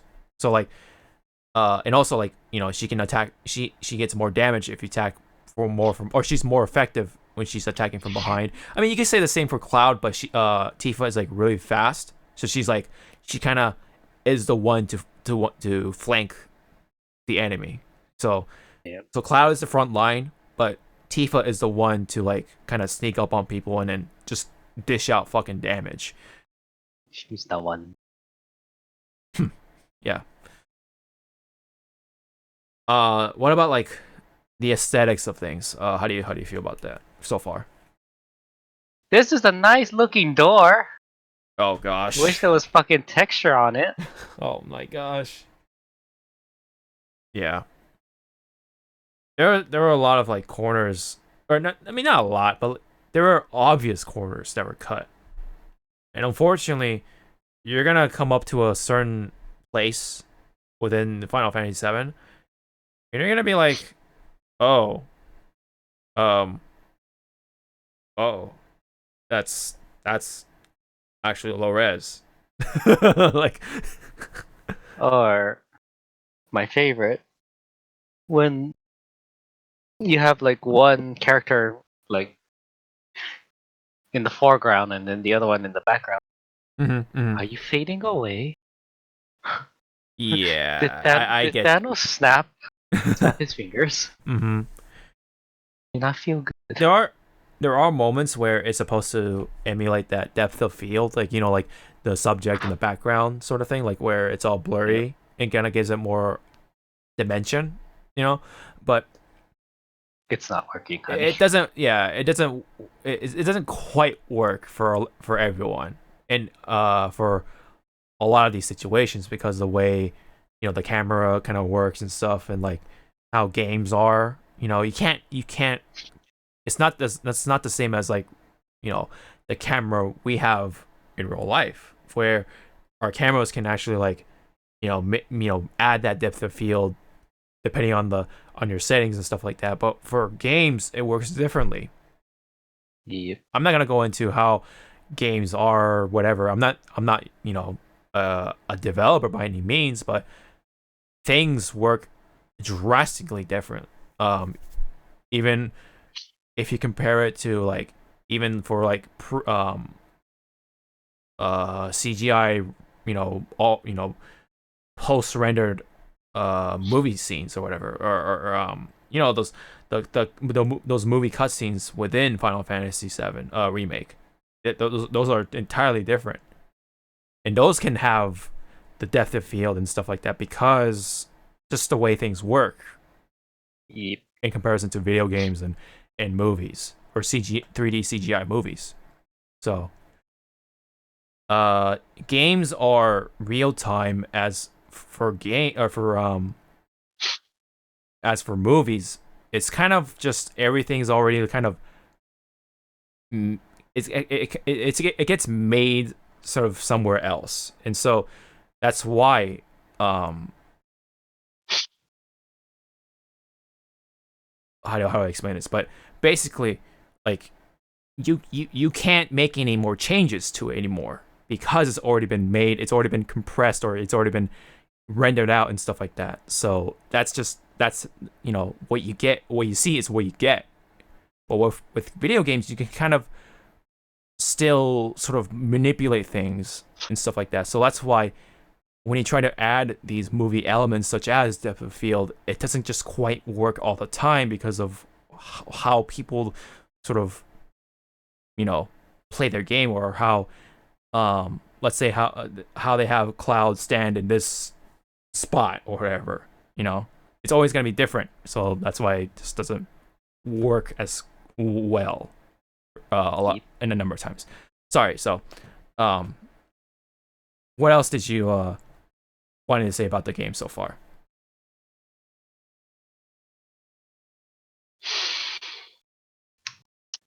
Any major complaints? Any major praises that you really liked? How dare it made me tear up once I heard the opening theme. How dare it? Like, Have you? oh, I am a man. I am not supposed to. So, for to give some context, did you play the original Final Fantasy VII? More times than I want to admit.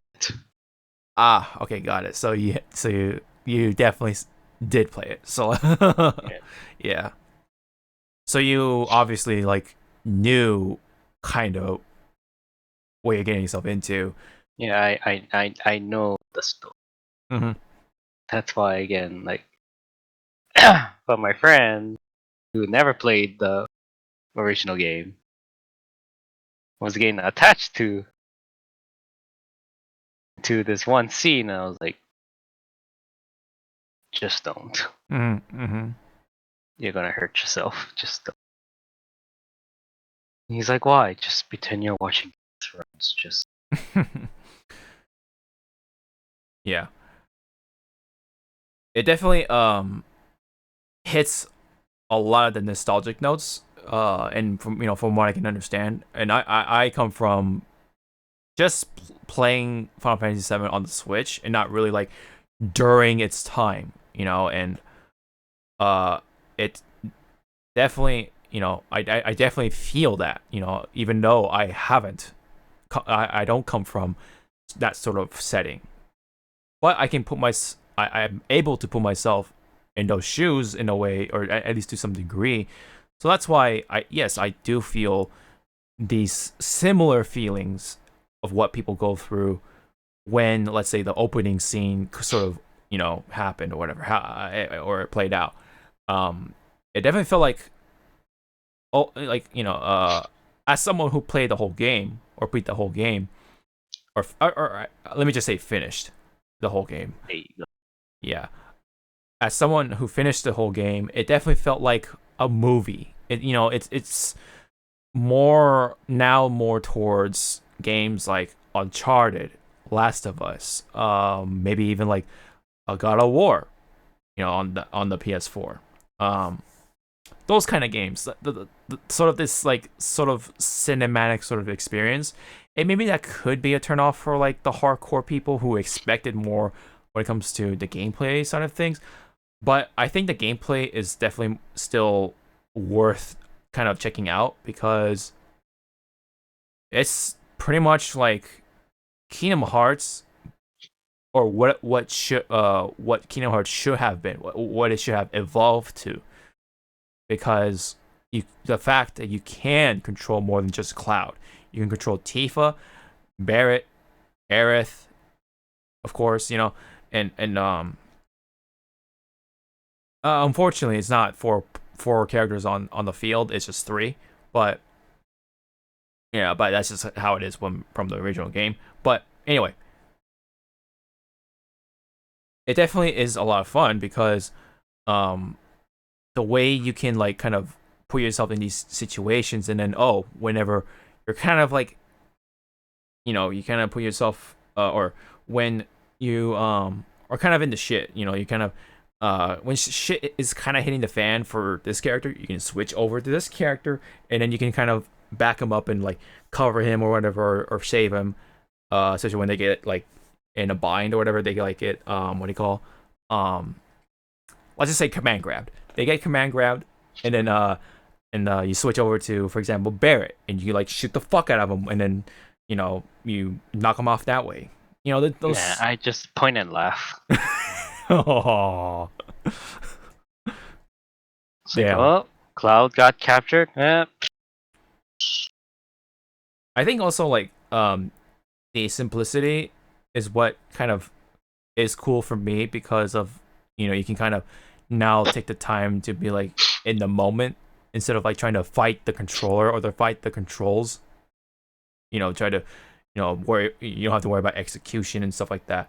And like I said, it's pretty much like what Kingdom Hearts is, but it's like such a step up, or 2 or 3 or whatever, because of the fact that you can now use the whole team rather than just Sora. That's always been like a big turnoff for me when it comes to Kingdom Hearts games. You can't be Goofy, you can't be Donald, and you can't even like tell them or whatever to heal you. They just heal you whenever the AI sort of allows them to. Yep. Sora, help! Okay. Goofy, help! Fuck no. Mm-hmm. Like, it's that's always been like such a big like why. At this point, why not let people control Goofy? Why not let control Donald? But whatever. That's just how. I guess that's the conclusion of Kingdom Hearts 3 or the end of it. You're only always gonna be Sora, for whatever reason. But sucks. Well,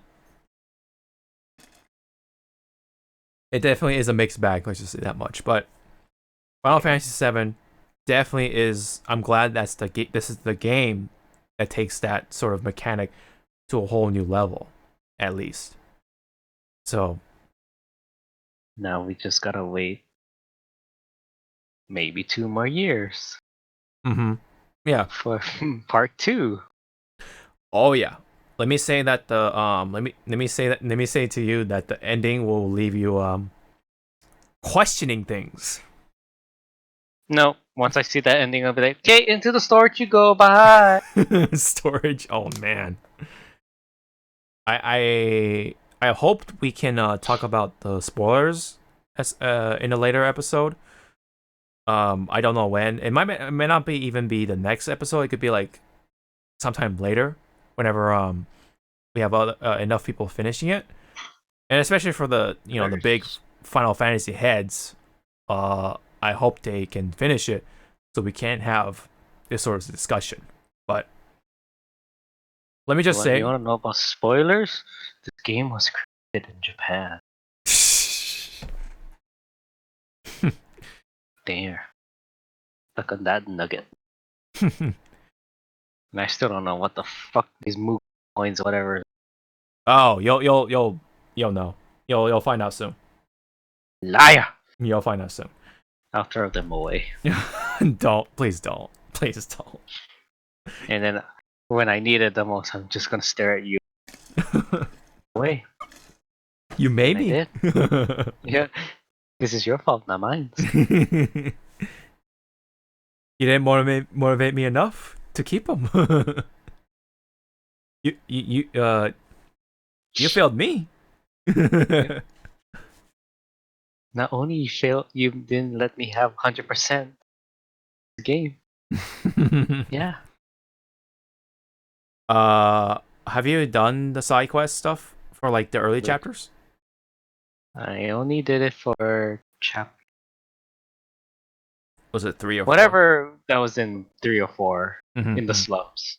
Right. In the slums. Yeah. Did you do all of them or? Well, I just finished the one with the kid. He gives you 4, right? Yes. Yeah.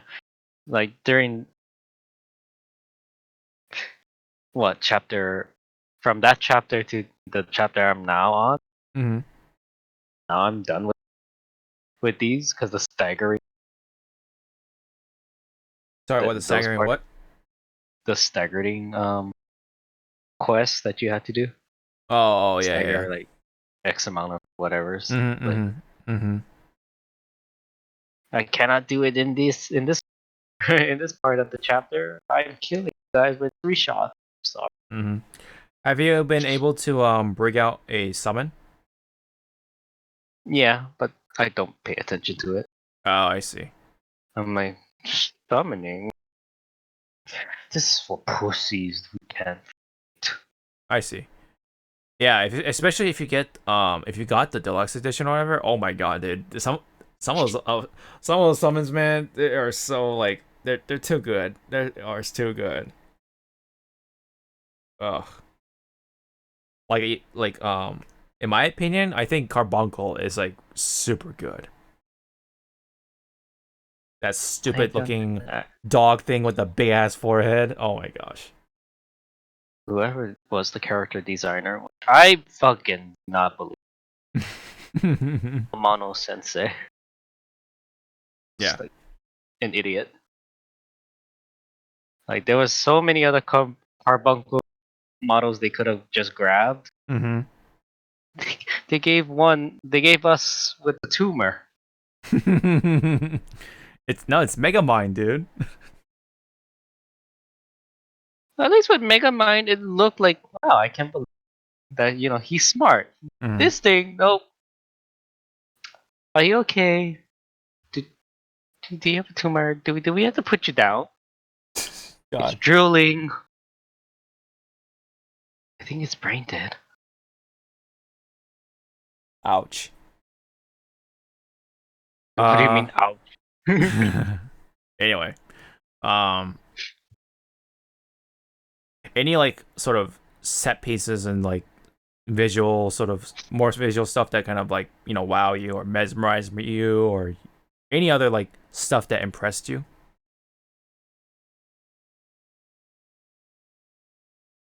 A lot of money went to just building the background Oh yes, definitely. Yeah. to render everything. And it's like, wow, this is a nice little town you have here. Mm-hmm. Oh yes.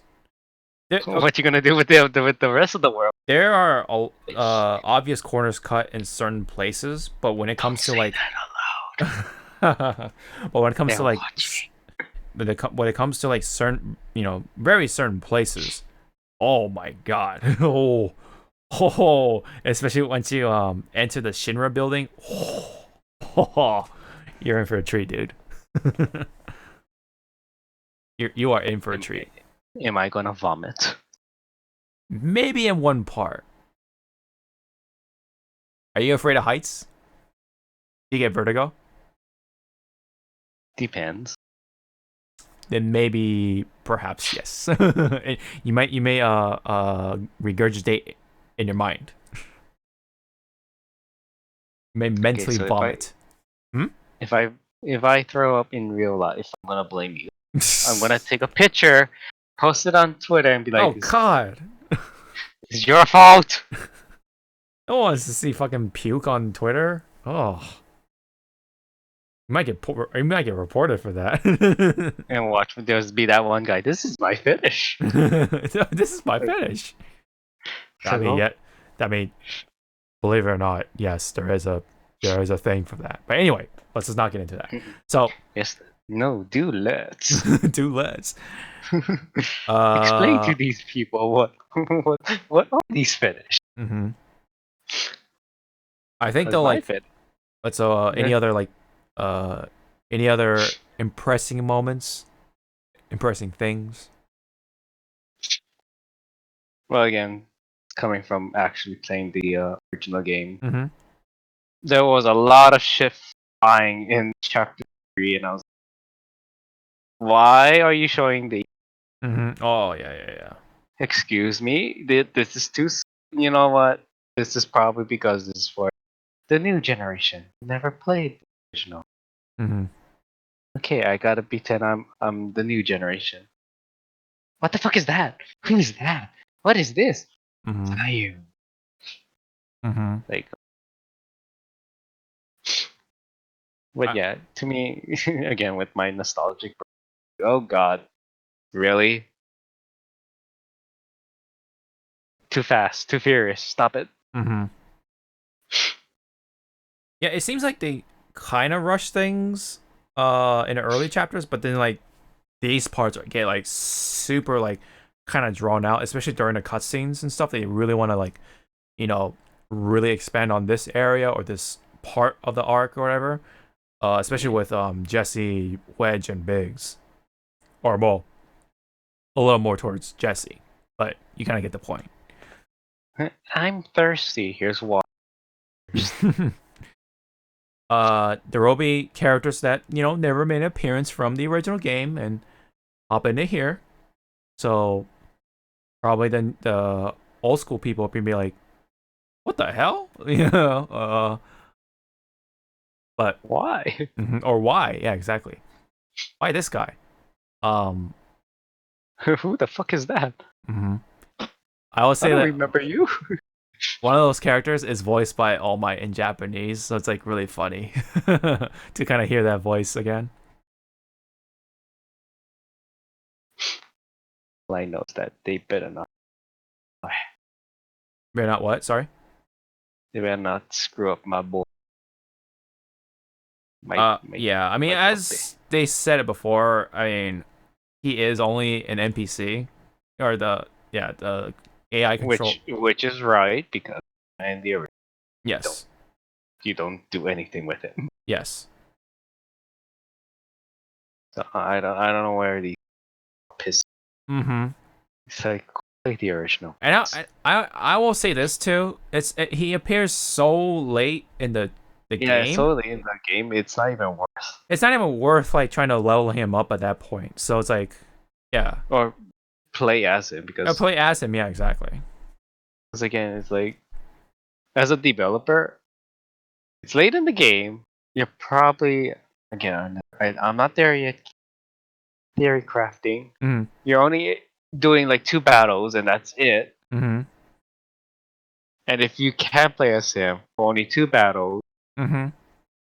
you're gonna spend like an extra 100 to 300 plus hours rendering, modeling, rig modeling, and Mm-hmm. hand fucking animating his attacks.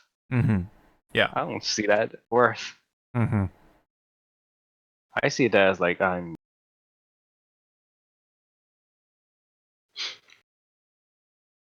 Yeah.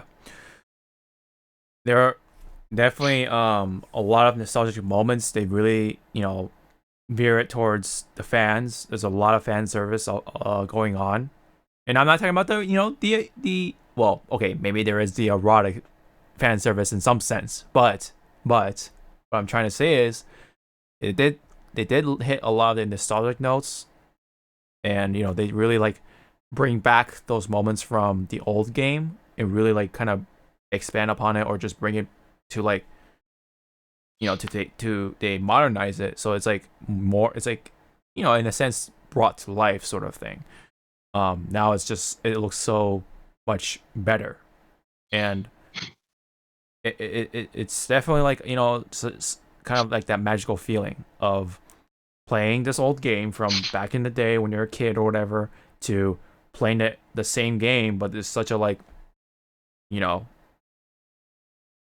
much more polished. It's got so much more to it. It's no wonder that it can bring some people to tears, because Final Fantasy VII did a lot of things that a lot of video games didn't do back in the day.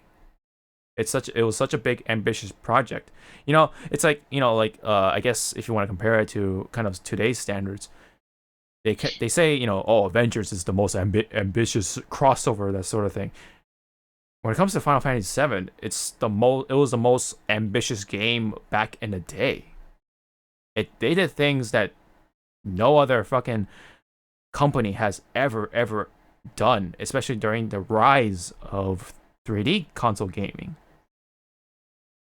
They did so much thing. They've brought so many revolutionary things to video games, like FMV cutscenes, like big, like I mean, I know this is an old game and all, but they had that big shocking moment with involving with the main character, which not a lot of people, not a lot of games have done, at least in that sort of cinematic fashion anyway.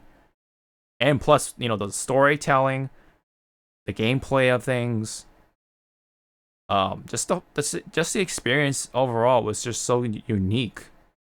And this is coming from again, as someone who didn't play back in the day, but I played it on the Switch, and I've come to understand that. It's like looking back on a timepiece, like an art piece from back in the day. It's so cool to see how video games were made back in the day. Now, on the surface, sure, it's pretty much a giant JPEG with polygon figures kind of running on top of it. It's almost like a gaming mat, and you have like little action figures running on top of it. That's kind of what's sort of happening, especially with those polygon figures being so goofy looking, like they kind of look like toys. But that's just kind of like the charming effect that it has on it, and that's like just one of the things of how it made people feel so attached to this game. It's got so much legacy behind it because a lot of these things just all come together. And not to mention, it was a lot of budget back in the day. It was the most expensive project back in during its time. And so that, further makes the point of being it so ambitious. And they did it. They succeeded. So there's a reason why Final Fantasy VII is like some of the most talked about video games of all time. And now we're here talking about it again in a remake as a one of the last PS4 titles ever for this year. And they just pulled out all the stops. and it looks, for the most part, overall like gorgeous. You know, especially during the big cutscenes and stuff. You know, as much as, you know, there are some corners cut, sure, but if you look at the grand scheme of things, it's such a big upgrade. It really, that's why, you know, these games get remastered, not the newer ones. So, sorry. Other than that, like the music is fantastic. That's another like whole nother thing. Absolutely, like it hit those nostalgic notes even further too. How did you feel about the music? I was just humming Eric's theme, and I said I cried. And yes, at my funeral, her theme will be playing. And when you lower me into, you'll be playing Bayonetta's theme, and I bust out of that damn coffin and yell out, "Morty! That's the dance, boys!" Mm-hmm. But yeah, I liked it. But for a while, I didn't know how to buy some of the music or get the. There's that part on the screen. there's a BNG somewhere. Mm-hmm. I mean, BGM. Yeah, BGM. Where? Yeah. It's like, where is it? I hear it. I'm not going crazy.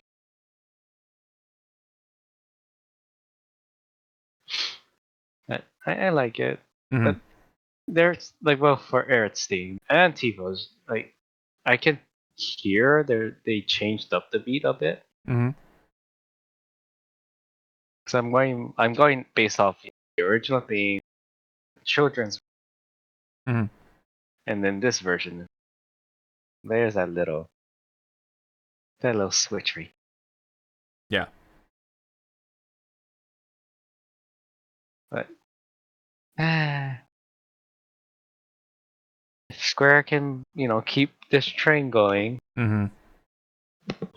the next remake I want to see Square use either 6, 8, or 9. Yeah. Yeah. It does. You know, it does definitely raise questions as to, let's say, after they finish the whole Final Fantasy thing, or Final Fantasy VII part, or let's just say arc. What's next? What are they gonna do? You know, like are they gonna actually do 6? Maybe actually do 8, but actually put the effort for 8. I don't know. You know, or even the older games, or just completely like, you know, reboot. You know, the older Final Fantasy stuff.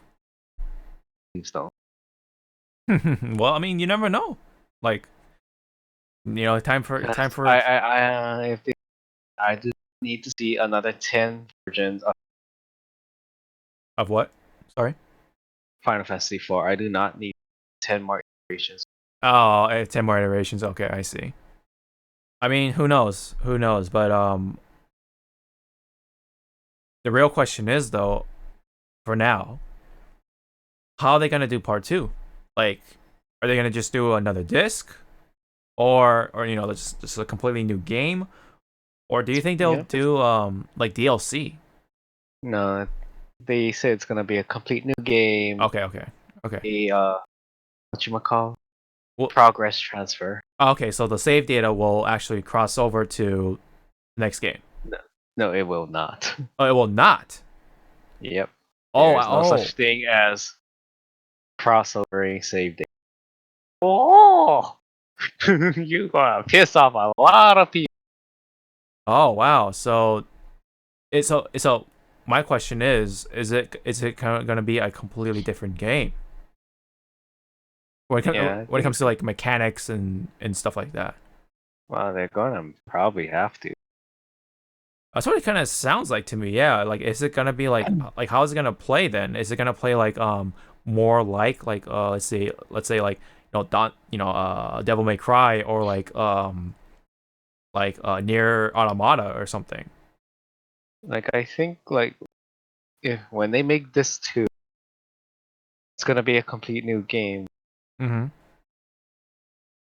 I think they're trying to make it so that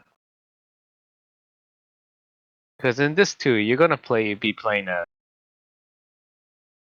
Red 13 and the other guy. Mm-hmm. And if there was data transfer, progress transfer, Mm-hmm. people right now, from now till whenever that game comes out, Mm-hmm. could be farming the shit out of the first game, reach level 99. Once the new game comes out, everybody level. I wonder what the cap is actually for the first game or for this remake. I never actually looked into that. It is too damn high. Probably. Okay, that's actually interesting. I actually never thought about that. I do remember they sort of mentioned or kind of dabbed into that, but I never actually like full on like read up the whole like interview or whatever as to like what they're gonna do for the next game. So Did. yeah, it's so maybe perhaps it'll just be turn based, like full on turn based. I don't know, but yeah, but you know, you're right. You do bring up a point where people can just farm this first game, especially with the chapter selection. I which What?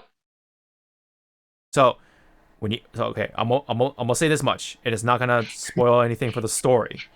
When you beat the game, it will give you chapter selection, and when you chapter select something, your save data will automatically transfer over. There's no like weird little hoops and hoopty do laws or whatever you have to go through. It's just No. your save data carries over to each chapter you go back to. So that's how it's done. And because you brought that whole point up, it's like, yeah, that definitely does make sense. You can pretty much level up yourself to the point where yeah, you by the time the second game comes out, you're already, you know, level 99 or whatever the max level is, then that would totally ruin the game in that sense. So it is interesting to see how the second part will be handled then. Are they just gonna just go from like maybe it's just gonna be? I mean, it could be the same game or same mechanics, but you know they're just gonna start from square one. Just gonna be level one again, and for whatever fucking reason, even though it doesn't make sense in the story, but for gameplay reasons, they'll have to relearn those, you know, limit breaks or moves or get that materia back again to in order to progress part two. Now, I don't know. I don't believe the whole like okay, it's gonna have to be a completely different game sort of thing in terms of mechanics because that's gonna take a lot more time. Then it's like why throw away this amount of work now when it comes to the gameplay when you can just use that as a footprint or like a foundation. That way you can just focus on the story and the whatever the characters and stuff like that. And that takes up less time. So I definitely feel that the mechanics will remain the same. Maybe they'll just add more to it. I think that's what's gonna be more likely gonna happen. That's my theory on it. My little tinfoil hat thing. and that's just a theory. Oh gosh. A game and copyright note.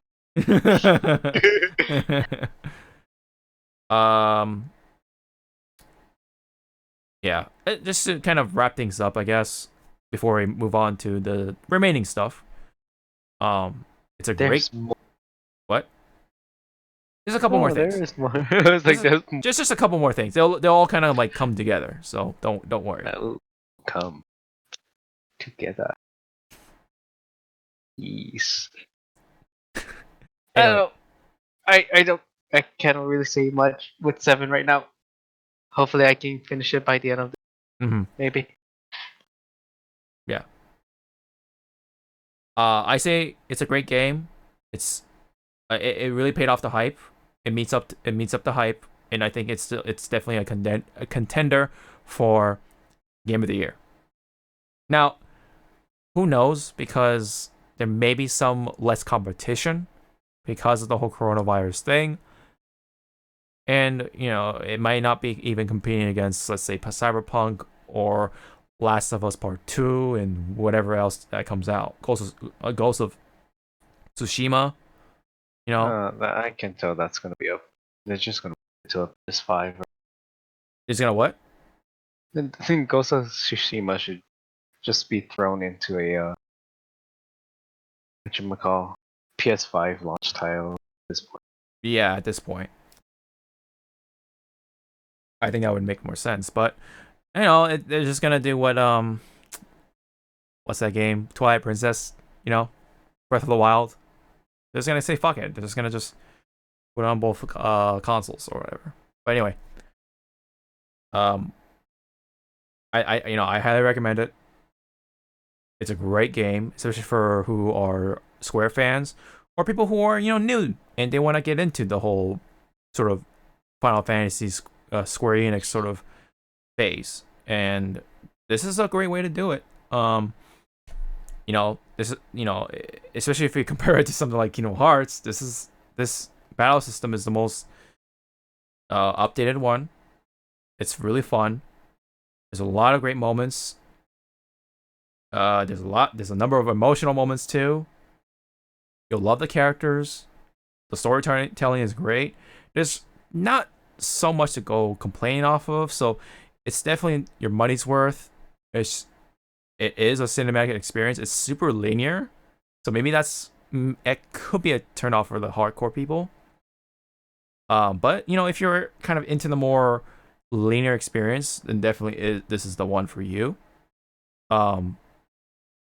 The payoff is pretty good, but the end of it, you'll have questions. You'll be like, what the hell they're gonna do with the second game, especially if you come from playing Final Fantasy VII, the old original game. So, but for now, for me, I give it I can definitely give it a strong 9 out of 10 for so far. Do you have like a score that you can give, or are you just gonna save that for when you actually beat the game? 1. One. Oh, one out of one. 1 out of 10. Too much talking. IGN. Too much talking, IGN. I mean, Can I say, there's a lot of cutscenes. Let's just say that much. There's a lot of cutscenes. at least the cutscenes are faster than Metal Gear Solid. Oh yeah. Yeah, I mean, you know how Kojima is with this stuff. He likes it. I know. It's like, I thank you, Kojima, but shit. Let me play the game. Mm-hmm. It's definitely is a lot of a smoother experience. Going from game to cutscene and then back to the game. It's like, okay, wow. It's like pretty seamless. Yep. Yeah. Let me tell you though, they use some of the old techniques from the old Final Fantasy into here, which is kind of funny. So it's kind of like a nice little callback, and I don't know, it kind of comes sort of full circle, if that makes sense. So Circle. This is like fucked up square. okay, all right, it's whatever shape you want it to be. All right. Oh, shape. Oh, okay. We'll make it into the shape of a dick. Oh my god. Oh yeah, and I gotta say, Barrett is the man, dude. Barrett is the fucking man. I love Barrett more than ever. I liked him in the old game, but Barrett in this game, dude, he is awesome. He is so funny and awesome. And there's a lot of emotion with a lot of the characters. Even Barrett, man, he Woof. Woof. What? You'll see. Bruh, you gay? Yeah. I'm not go question, but you gay? Anywho, any last words for right now before you move on? Is part 2 out yet? Let's hope it's out by 2022. But Okay, so never. Got it. we'll see. Alrighty. I think that's that'd be it on Final Fantasy. Let's just go ahead and hurry up and wrap up on the rest of the stuff. So as we've talked about, Final Fantasy Remake or Final Fantasy VII Remake, it seems like it kind of gave people more inspiration to go back and remaster / remake some of the older games. For example, Modern Warfare 2 got remastered somehow, which was really weird because it came out of nowhere. It came out right around during April Fool's Day, so people thought this was a joke, including me, but it's in the PlayStation Store. So it's super real. And yeah, and it's only the campaign, which kind of sucks, but at least it's a good campaign experience in my opinion. Some of the most memorable ones in Call of Duty history. And it does look nice. I'm gonna say that much. But where's the multiplayer? I mean, come on, dude. That's the thing that that's the other half that it's missing, in my opinion. So maybe later on, but it seems like they really want to have people hang on to the new game right now, especially with Warzone right now, because they know they're gonna hop off that game and go on to Modern Warfare 2, dude. Because it's so fun. So it's crazy but fun. Stupid too, but fun. It's like Marvel vs. Capcom 2 if you want to make a comparison. A lot of dirty shit. They're gonna take you for a ride. It'll definitely take you on for a ride. Next one. It seems like there's been rumors going around. A lot of rumors. And Modern Warfare 2 was one of them until it was confirmed, right? This next one does involve with Mario games. More specifically, Super Mario Sunshine and something else. I think it was like Super Mario 64. I'm not sure. Those are reportedly being remastered / remade. So Mario games may be a part of the remake sort of trend. Who knows? I mean, it's rumors for now, so take it as you will. With a grain of salt, whatever. But we know what's real for sure is Crysis. Have you heard of Crysis, Zawa? Are you asking if my computer can handle it? I'm gonna say no. Okay, there you go. So, yes, Crysis. It's the game where people pretty much use Crysis was the game that put everyone's PCs to its fullest. Like, it always put a strain on a lot of people's PCs because Crysis came out at a time where a lot of graphics cards just didn't really wasn't really updating. It wasn't really updating to keep up with the games that were coming out, and Crysis was definitely one of them. And so you had to have the most expensive rig at the time to run Crysis. So this quote unquote meme, because it wasn't even called a meme back then, it was just a joke. But the joke was so you ask your friend if the friend's PC can run Crysis. Can it run Crysis? That was the question back then when it comes to PCs. Because that was the game that would really test the strength of your PC. So maybe with the remastered one, I don't know. Maybe I'll be that game again, to where it really pushes the the technical specs and stuff like that.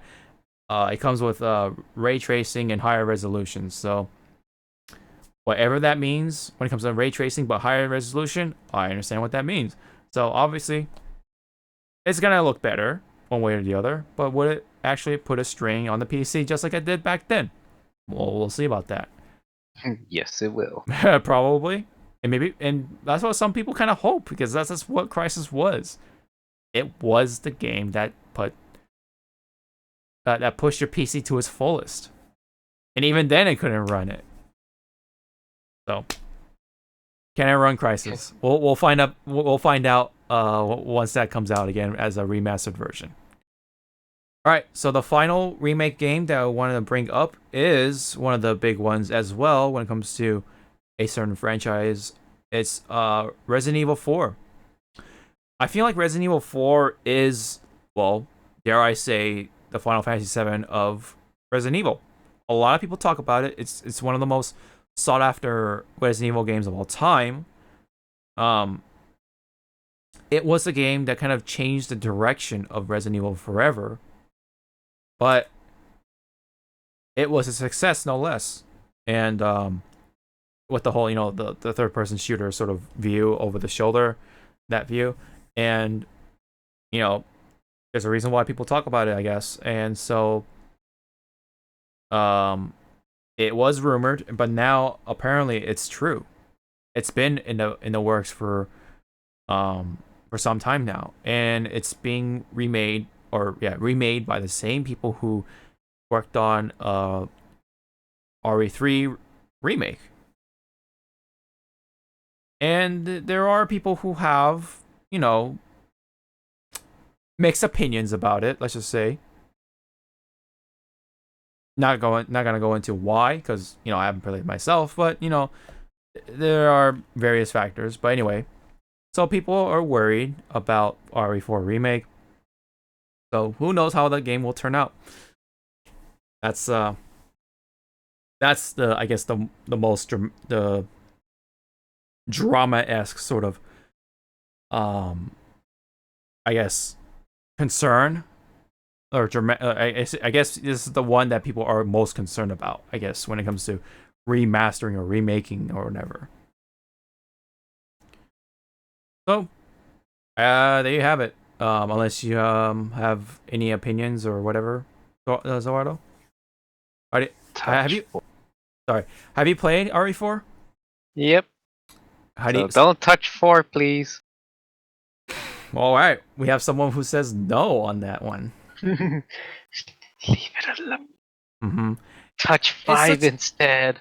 It's 5. Oh my gosh. No, actually, no. I take that back. Touch 6. 6. Okay, interesting. Fix 6. Mm-hmm. Then you can touch 4. Mm-hmm. Interesting.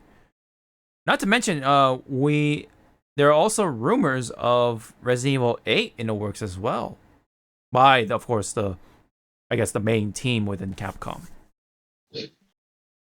So interesting. And it's reportedly called Resident Evil Village, and it kind of like Village. Village. Your village. Village. We are from a higher society. Yep, higher society. Pronounce it as village. Village. Pinky up.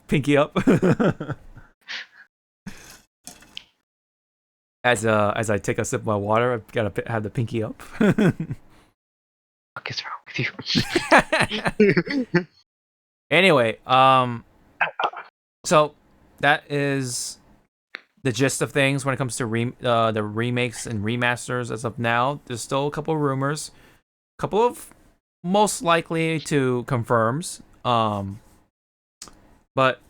it is interesting, as Final Fantasy VII has come out, it has finally arrived and stuff like that. So it seems like Final Fantasy VII has once again sort of set the trend for some things, as it sort of did back then. So definitely not as big, I guess, but maybe maybe it's in a different way. Yeah, maybe it did. I don't know.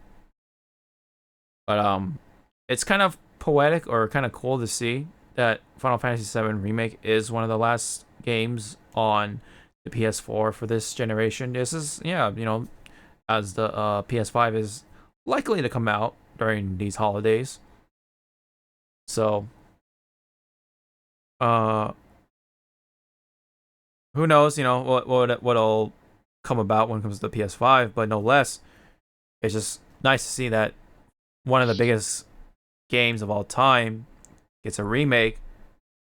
Did great, and it's one of the last, you know, final games of the PlayStation. So it's a treasure, and it definitely paid off.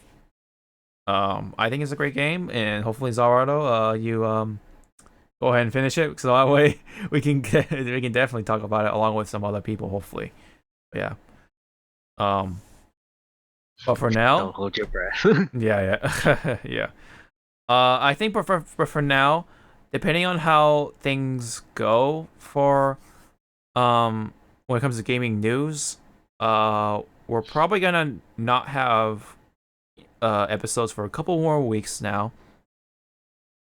But, you know, again, it all just depends on what kind of news comes out. So if there's something worthy to talk about, even without Final Fantasy spoiler talk, we'll come back. And so I'll keep updating on my Twitter, so it'll be on the description below and stuff. But for now, this has been the 107th episode of the Hypecast. Thank you guys so much. Unless you have some things to add, Zawarudo, before we wrap things up. Gacha games is bad for your health. But sorry, what? Gacha games are bad for your health. Ah, yes, of course. Of course. Oh look, $80 to spend on. Oh my god. Go.